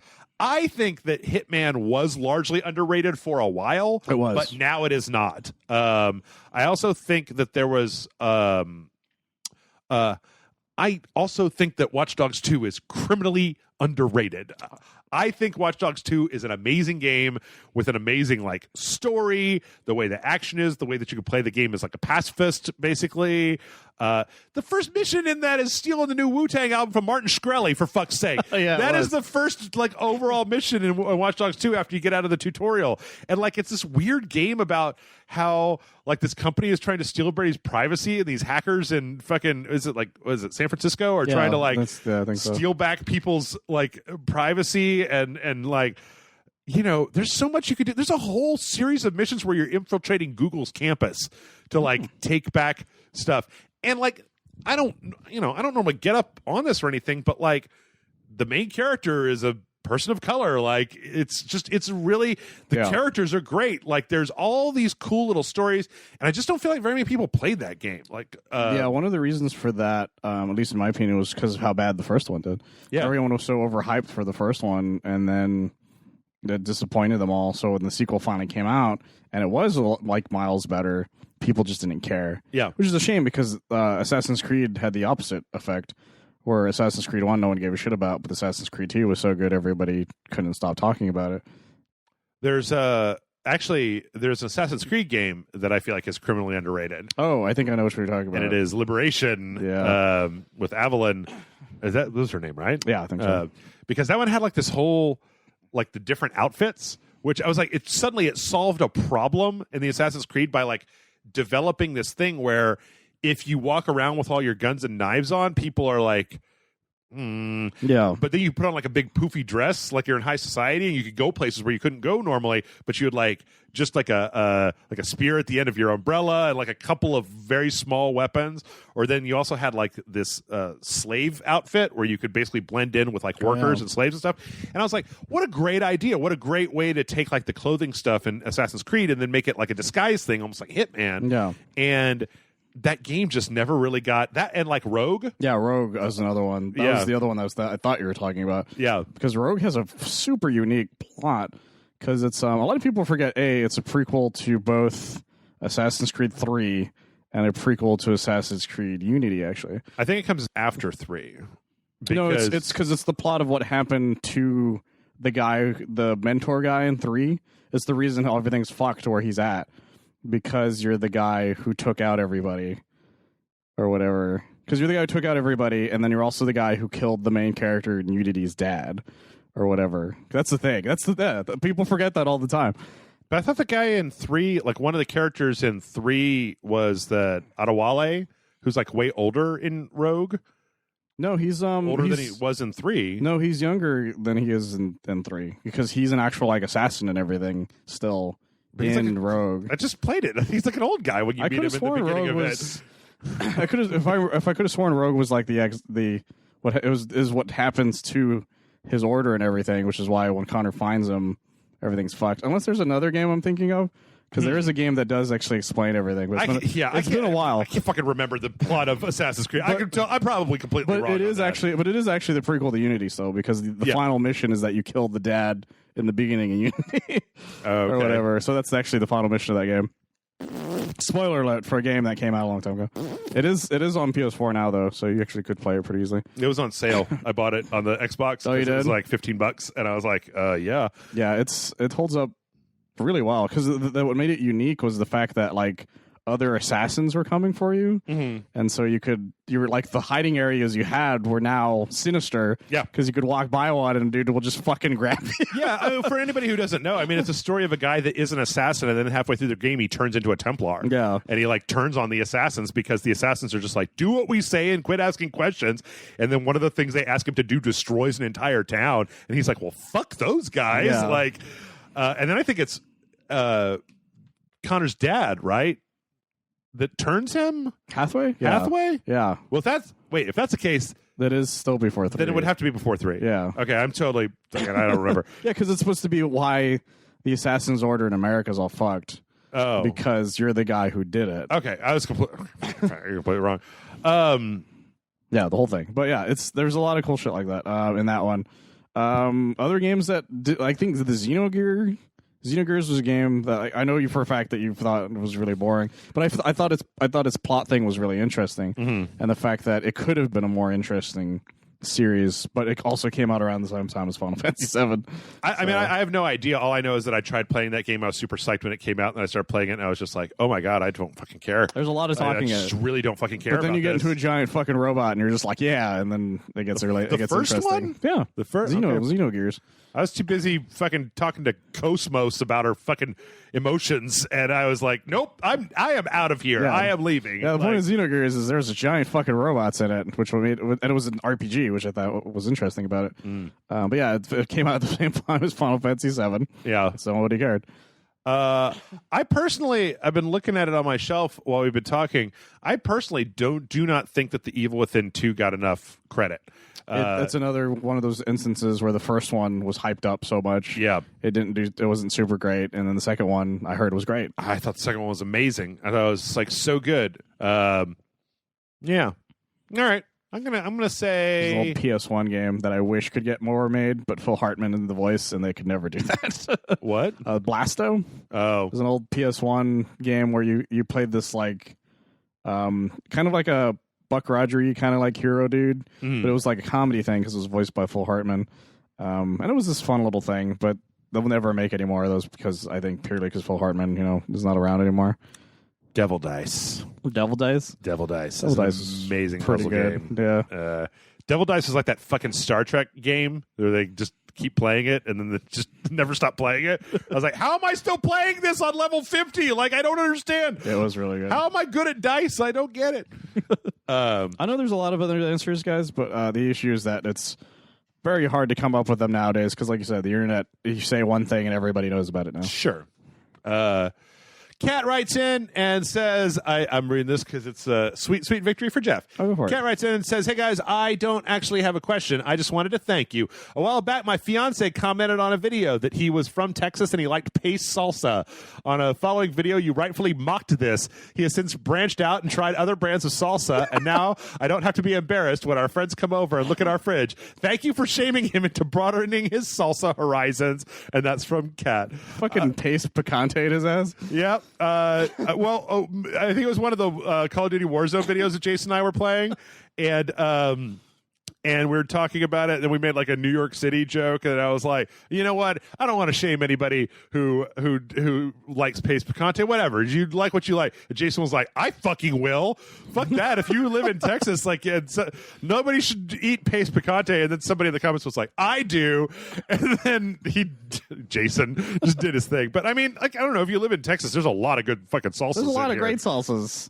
I know we talk about it all the time, but like HEB has like 3 different varieties of just house brand salsas that are like way better than just crappy variety. Texas is full of really good salsas. It would be like putting Casey Masterpiece barbecue sauce on a really good like meat. You're just like, oh man, like no, thank you. It's cheap, I guess. I don't know. I don't really use that. I can make my own barbecue sauce that tasted better than this. Like, ugh.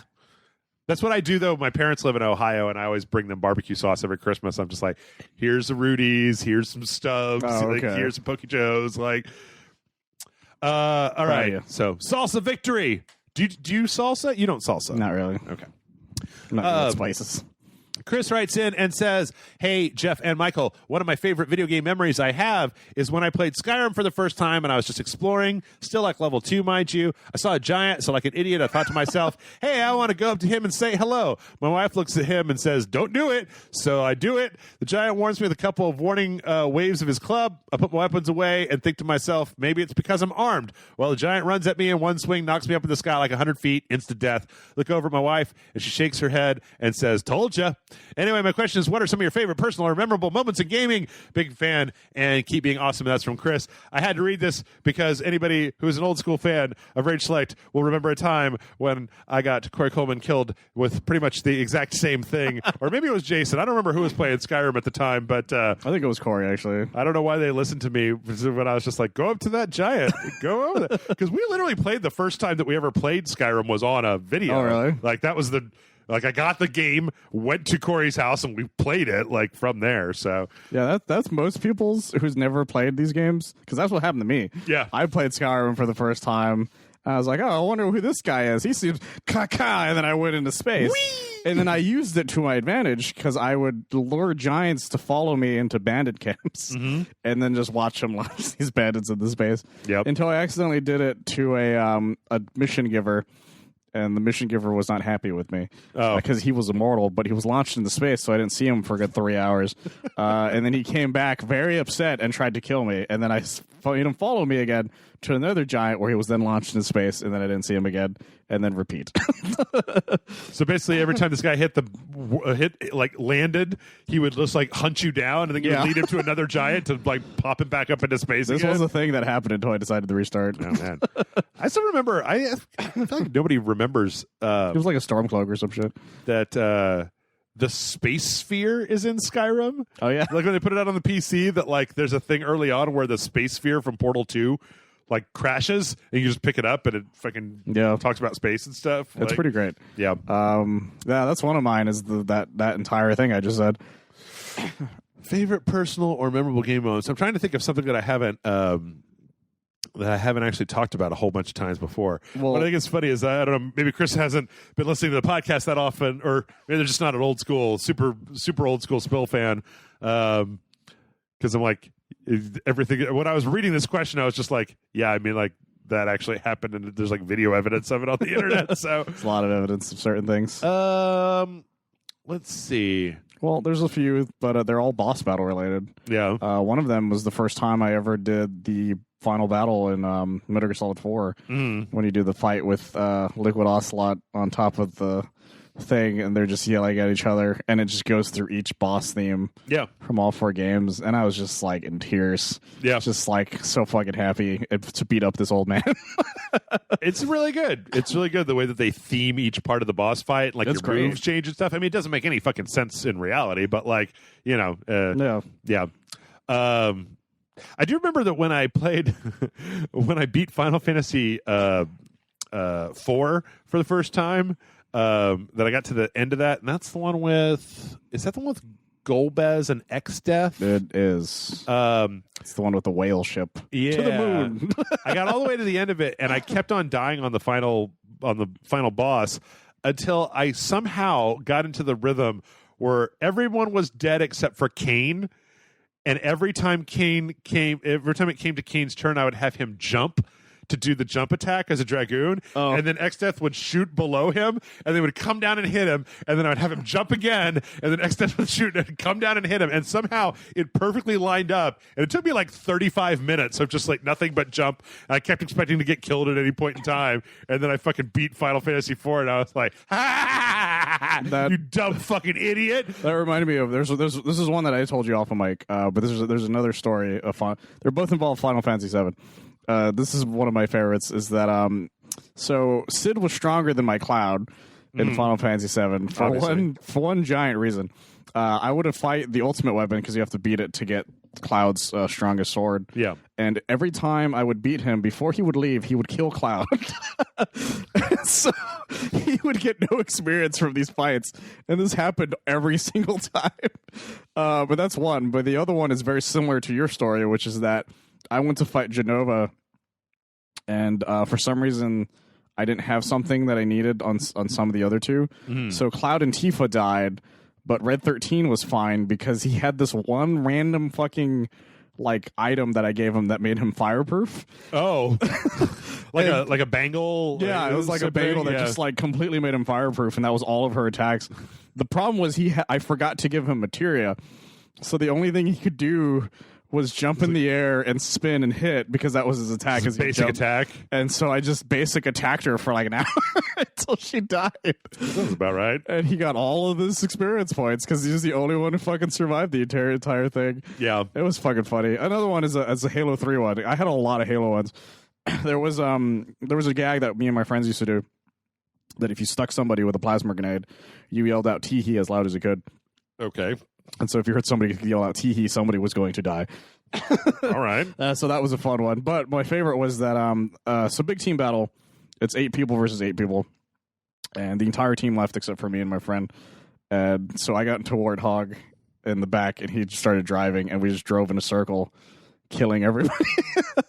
And they couldn't catch us because because I was really good at the game at that point, so I could kill anything with that thing, and my friend was really good driving it, so they couldn't catch us, and I kept killing everybody, and just this endless cycle. And they had like maybe 3 kills by the time it was done. It was amazing. I loved it. I think of some of my, you know what? Like, I know that it's probably a giant Jeff cliche at this point, but like, I tell you what, when you talk about like really like big game moments, I'm sure there's a lot of stuff that's happened over the course of my life that I've just fucking forgot about. It happens. But like every time I managed to successfully do a thing in goddamn Kerbal Space Program that I was unable to do before. Oh, yeah. And I'm just like, yeah! Because there's not like I'm not cheating, right? So in order to do a thing, it's like, even if I'm following directions, it's like, yes, but I did it. I did it this time. They're great moments, though. The fact that every time that with that game that I go back and Kerbal Space Program is like the Outer Wilds in that like the knowledge that I have accrued is more important than any experience points or like money, because when I go back to play that game, I always play it from the beginning. And every time I play it from the beginning, and I get exponentially faster at going from nothing to like a space station that is breaking the game now, or like a shot around a planet I've never been to before, or like building something that I never would have thought to do this way. Like, those hell, just like landing on the moon and then like getting back is just always such a joy. It's always such like a great thing. The fact that I now know how to like rendezvous any 2 objects in space is just like this crazy thing that I can do now. I still don't know how to get to very many other planets, but I just remember one of my favorite ones one of my favorite gaming things ever happened. Also an online game. This time it was by myself. So there was this Castlevania online game. It was just called Harmony of Despair, I think is what it was called. The one where you used all the different characters? Yes, exactly. Yeah. So Soma used to be... Soma was this character that everybody wanted to use because he was easy to level up. I was one of like 3 guys who used the Belmonts because I was really into Belmonts. Okay. So I used Richter. And so we did the Dracula level because every single level has a boss at the end. And so all of the Somas being super fast or whatever, just fucking like leave me behind. Mm-hmm. And they all get to the boss, and I'm slowly working my way to this boss. And I finally get there, and they're all fucking dead. Like, I mean, they all died. Mm-hmm. And when you die in that game, you're just a little skeleton guy, so you can still survive technically, as long as you don't die then. Mm-hmm. And so they're all like just dodging things, dead. And I walk in, I open the door, I let them out, and I walk in, and I hit him with the vampire killer once, and he dies immediately. And I was just so fucking happy, because I was like, I remember Facebook posting about it like years ago, and I was just like, well, if you need to kill Dracula, you gotta hit him with a vampire killer. And I was booted immediately from the match after we were done. What? Because they were so upset. Oh, man. But I was so proud, because I was like, fuck you, son of a bitches. That's some lame sauce right there. Richter all up in this bitch. Even though, you know, the best. I am also pro Soma, but not at the expense of everything else. It was fucking funny as shit. Yeah, because everyone used either Soma or Alucard, and I was like one of the like 3 people who always used the Belmont. Okay, I tell you what, let's do some Discord questions. Let's see. Michael, this one is for you. Commissar GT writes in and says, question earmarked specifically for Comrade Michael. Do you have an opinion on the Ultimate Spider-Man video game from 2005? Personally, that is my favorite Spider-Man game since you get to play as Venom and it has a cel-shaded art style. Also, who's your favorite Spider-Man villain? No surprise, but mine is Venom, and that's from Commissar GT. I'm just going to put this microphone down. I'm going to go somewhere else for a little while. So my opinions of Ultimate Spider-Man are very strange because, one, I really like that game, but 2, I had a lot of issues with it. One is that the way you web swung is that you couldn't shoot more than like one thing at a time. Yeah, or it was very difficult to swing because you swung and then you jumped and then you swung. It wasn't as intuitive as say Spider-Man 2's was. The other thing is it's actually like it's in actual normal Ultimate Spider-Man continuity, like the actual comic book. Okay. Like so if you didn't read everything prior to it, it makes not as much sense. And if you don't play it, then the rest of it might not make as much sense, which is a really weird thing for them to have done. Sounds like the worst of all worlds. It was a very strange thing to do, but it was a lot of fun. There was some issues I had with it. The issue I had with the Venom thing was really funny. It's not because Venom was hard to use. was because the first thing they have you do with Venom is they have you fight Wolverine. Like, he's the first boss that you fight as Venom. And I was like, are you fucking kidding me right now? And he was difficult. He was very difficult to fight. Well, as soon as you get past that, it's actually pretty straightforward. And it's a really fun game. It was, like I said, it was in normal continuity. It had a lot of costumes in it. It was it was a lot of fun. But and there were some parts that were just really hard for like almost no reason. Like, there's one where you have to chase down Venom, and my brother couldn't do it at all. I could do it like no problem because that was all I played when it came out. But it was fine. Wait, this is the Venom from the Ultimate Universe? Yes. So it's like the Eddie Brock that like tried to fuck like 16-year-old Gwen Stacy, and he's like a real shithead. Yes. He's like a fucking tool. That Eddie Brock is the one you can play as in that game? Because the way the game starts is it starts at the very ending of that plot, because you've read it. Yeah, right. I mean, that's the only part of the Venom that I've read in the Ultimate Universe. Was just the origin, because they fight on that football field or whatever. Right. That's how the game starts. It starts at that final battle, and then so you find out what happened to him right after that, basically. Okay. And so Venom, like he's going around. It had a great gag because in Spider-Man 2, there's a kid with the balloon. It consistently says my balloon or whatever. So the first thing you do is you eat a kid with the balloon.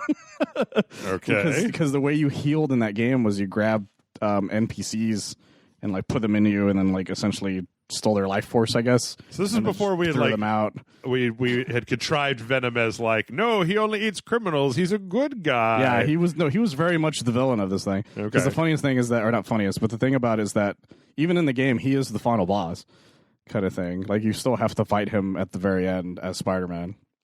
Even if you're playing as Venom through the entire game? It's one of those ones that switches back and forth. Oh, okay. So it's not like you choose one at the beginning. Yeah, it's not like Maximum Carnage. You're like, oh, Venom or Spider-Man, and go ahead, kind of thing. It's just like, okay, you finish this point. Let's see what Eddie's up to, and then you do that. And at the end of it, it's supposed to explain how he got his the spider symbol or whatever. He gets it at the end of the game. Okay. And it's fine. Like, it's a really good. I really wish they had, like, it was out on other stuff, to be honest. Like, it's not nearly as good as Spider-Man 2, and it's not nearly as good as any of the ones after it, kind of thing. But it was still a solid game, and I still would recommend it, especially if you were really into that series and you really wanted to know what happened in between that time frame, because it's a lot of fun. And your favorite Spider-Man villain? Dr. Octopus. Okay. Because Doc Ock is fucking rad. Because he's just this normal dude who happens to can talk to tentacles that are just really good at killing things. Because every time he was originally bitten, you just had to punch him in the face and he was done. Yeah. Kind of thing. And that's what I liked about him. That's what I thought was so interesting about him. He wasn't this, like... He was like if Lex Luthor just happened to have, like, a suit that he always wore with him at all times. A weird cummerbund that had metal arms coming out of it. Yeah, exactly. And he was so, like, sure of himself all the time, which is the other thing I really liked about him. He was consistently just like, yeah, this plan is totally going to work. And then Spider-Man would just show up and throw memes at him, and then he would have no idea what to do because he didn't understand what was happening. I think I'm probably more of like a Mysterio guy. I don't know. That's fair. Kind of like Mysterio. Kind of like I think if I don't know. I liked Electro, but I never really I just kind of liked the way that old school Electro looked. Like, he was don't great. really know anything about Electro. I think that's kind of the problem with Spider-Man villains, for me at least, is that I didn't read a shitload of comics, so it's like it's not Green Goblin. He's kind of some basic shit. I love the Green Goblin, but for all the weird shit he did in comics. Yeah. The Green Goblin is the guy that writers are really bad about, like, giving weird ass plots to. Yeah. Like, there's the most infamous one besides the Sins Past. We don't talk about Sins Past. There's this plot early on where Aunt May dies, and then years later, some writer decided, but what if Aunt May didn't die? What if it was Norman Osborn hired a woman to get an actress to get plastic surgery to look like Aunt May, to fuck with Peter Parker and say that she knew he was Spider-Man, and then die, and then kill her by, like, giving her, like, a sickness or something, and then just keep Aunt May living in my basement or whatever. And it's like, what? They really have a hard time figuring out what the fuck to do with Spider-Man, don't they? Yeah, this was a long time ago, too. That's the thing. Yeah. This was like 30 years ago, and this was still a thing they did. Let's see. Dan K writes in and says, quick question. Have you guys watched the latest season of Westworld? If not, what do you think about the show in general? I watched the first season of Westworld, and I thought it was okay. Everybody was real crazy about that show, and I was like, I thought it was a pretty good show, but it started to irritate me. Not the show, but like the internet and the show. So there was like a whole contingency.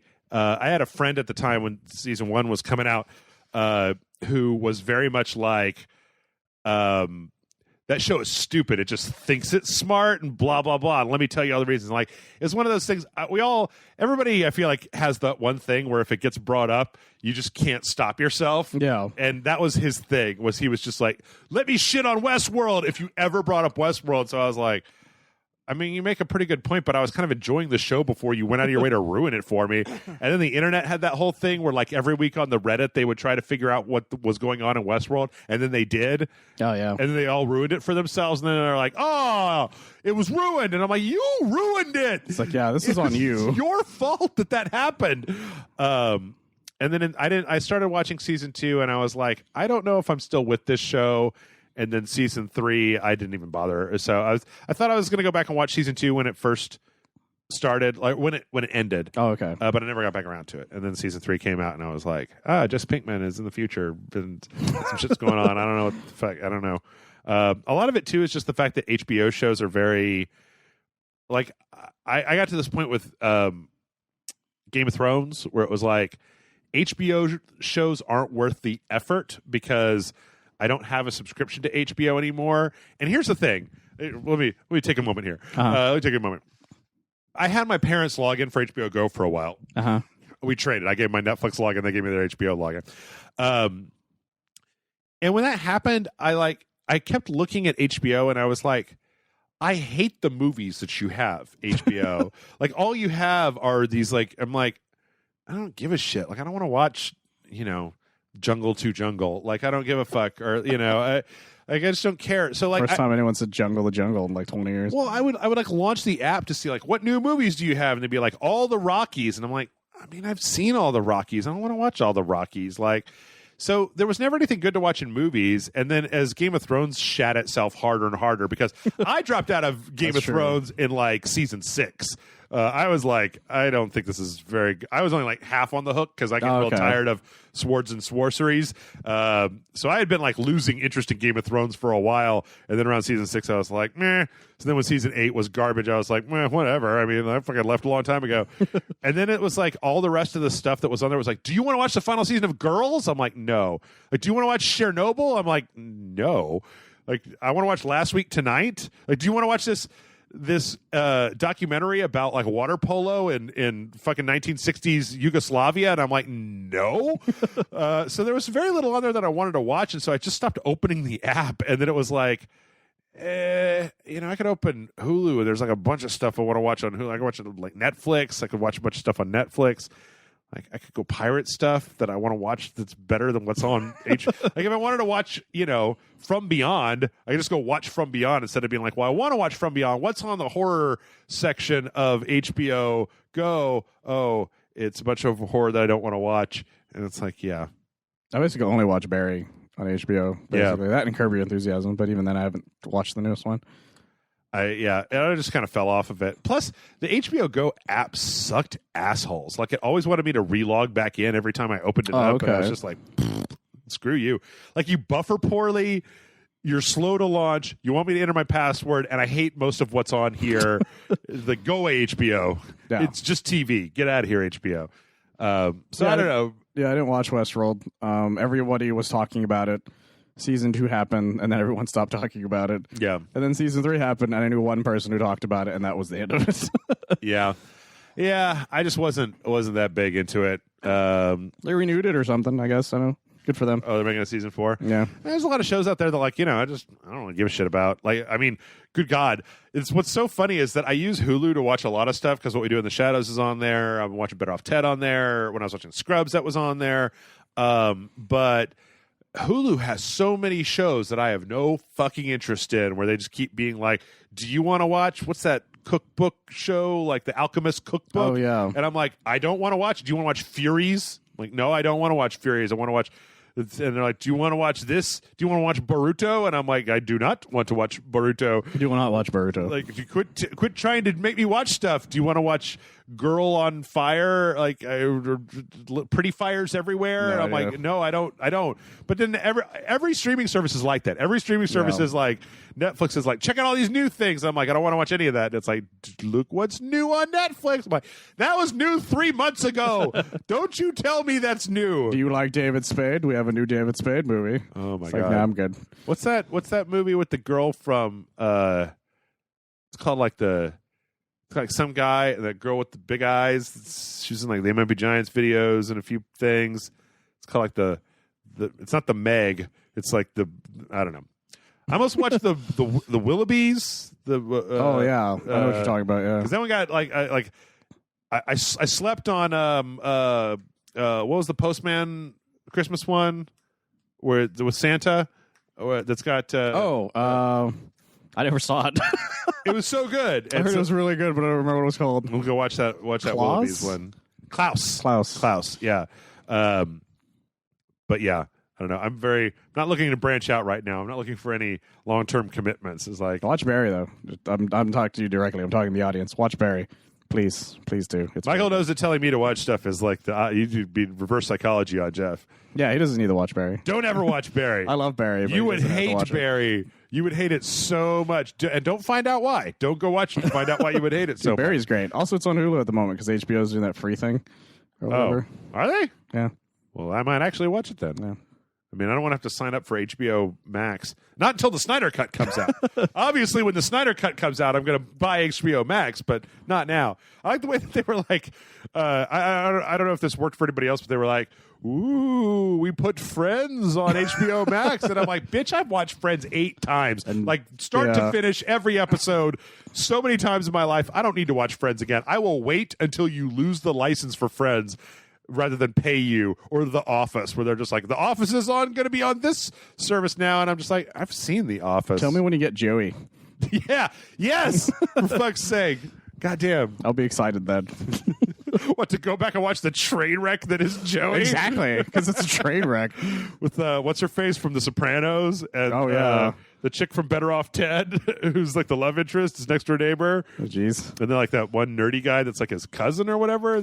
Something like that. It's been a long time since I watched Joey, but I remember it being really bad. I remember watching it and kind of being like, this isn't as bad as everybody's saying it is. But then I just stopped at some point. I don't remember why. I remember if, like, there was like probably when they just canceled it, probably. Maybe. It's right in the middle.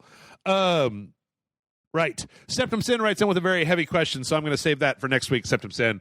I do apologize. Well, fuck it. I'm not going to build it up and then like, we still got a few minutes. We got to do one more after this, just to go out on a high note. Septum Sin says, I just lost a friend of 18 years today. How do you deal with death of a friend and gamer? It is sad, but I'm even sadder for those close to him. Anything one could play in tribute. Your patron, Septum Sin. I'm not super great at this particular topic. Outside of whenever you deal with anything in life, make sure to deal with it with other people. Worst thing you could do kind of across the board in any situation is be by yourself, because you're not supposed to be by yourself. So. No, which makes everything very difficult at the moment. Well, if there's anything that you could play in his honor, essentially, just what did he play the most in life kind of thing, especially if he was an avid gamer. Like, was he really into Call of Duty? Just play Call of Duty all day and yell out for him or whatever, or that kind of thing. or if he was really into fighting games, just do that all day. Or if he was really into RTS and you're terrible at RTS, I guess try that for a bit. Yeah. That's as good a tribute as any. I mean, there's some games that deal with death, but it's such a specific and personal thing that I don't know that anything that deals with it. I don't know. I play God of War. Pretend that you're taking his ashes, I guess. I don't know. It's also one of those things where I don't like a lot of games that deal with death. I feel like are like indie games that are narrative focused, and so I don't play them because I want to punch stuff in the face and blow stuff up. So, well, yeah, a lot of games that deal with death are they don't deal with them in consoling ways. A lot of it's revenge plots kind of thing. Yeah, revenge schemes, revenge. That's why I said God of War, because God of War I think is one of the few that's like is very much about dealing with loss. about these two characters dealing with the loss of a wife and a mom, Yeah. kind of thing. I think that's something that might actually help a little bit, kind of thing. Plus, it's a really good game. Yeah. I just can't really think of anything that was a game that like specifically was that sort of thing that you could play in tribute. I say it's better just to do your suggestion, find out what that person was into, and then just go. It really is the best play thing something to like do. that. Talk to people as much as you can about everything that's going on. Dealing with death is not easy. A lot of people are dealing with it a lot right now. Mark Maron had a very unfortunate loss in his life, and if you listen to his podcast, he took the audio from like a past interview with that person and re-released it, but he had like an opening to it. That's just heartbreaking, so Yeah. to listen to, and I regret listening to it, to be honest, because it was so tragic feeling. But I don't know. There's only so much I think you could do to get through it. But A lot of it is sure just you'll do it. time and support from people that are going to keep you grounded. Eventually you'll slip back into some form of normalcy, and every now and then you'll think, hey, I wonder what so and so is up to, and then you'll remember, and then the whole thing will start over again. But that's fine. Just go from there, and you're good. Yep. All right, let's do some quick questions to finish up here. CDLR writes in and says, "Hello, CDLR here. I wanted to ask about your dogs. Do y'all walk your dogs with collars or harnesses? Do you think it matters? I use a harness for both my dogs, but personally, I think it depends on the dog if one or the other is needed. Anyway, I love what you do. Hope you can do some puppet intros maybe once a month, like the Rage Select fans can vote for the game." Man, I don't even know what I'm going to play week to week. CDLR. That would be interesting, though. Just suggestion, keep doing your thing. Love from the ROK CDLR. I don't know what the ROK is. I don't know. It's slang, I guess. Yeah. Return to the King. I don't know. Much love from Middle Earth. What do you do with your dog? Well, I have a little Dachshund Maltese mix. I do have a harness for him, but I don't use it that often, mostly because sometimes when I take him out, I'm really groggy and I just don't feel like fighting him on the harness. Okay. And so I just put the leash on his collar, and it works fine for the most part. And sometimes with the harness, he does get loose from it once or twice, which is one of the reasons. The other reason I don't use it that often. But with the leash, he sometimes wraps himself around it when he's not, paying attention. But he's fine. Like either one's fine for him, to be honest. I like using the harness more because it's not choking him. Yeah. Because he's also an aggressive little bastard. Who loves just barking at anything that comes near him. Mm-hmm. So if I have to hold him back, I'm like holding him back, but with the collar, it's like choking him. So I'm trying to use the harness more and more because of it. But he's gotten a little better about it.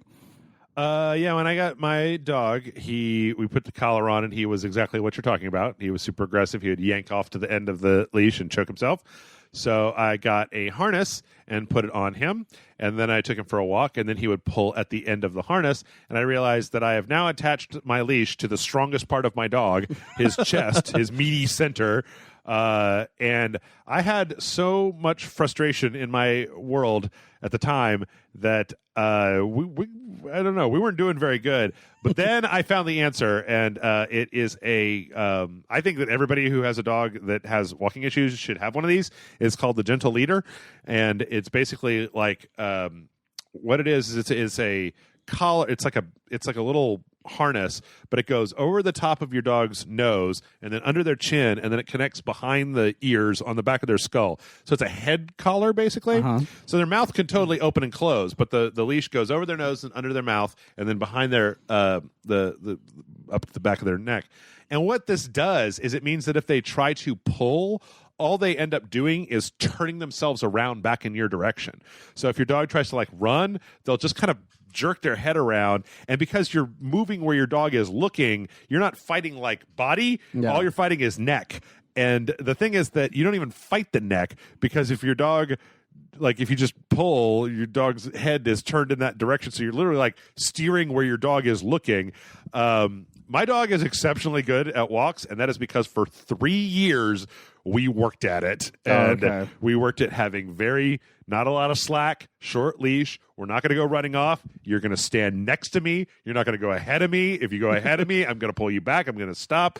And it took 3 years, but we finally got to a place where my dog is actually very, very good. And so, yeah, Gentle Leader, they make them for big dogs and little dogs and all kinds of stuff. Okay. And I think they're really good because all other types of leashes, like I'm not a fan of choking my dog. Yeah. And since I have a strong dog, the harness doesn't work either. Yeah, I don't have a very strong dog. He's just full of energy. Yeah.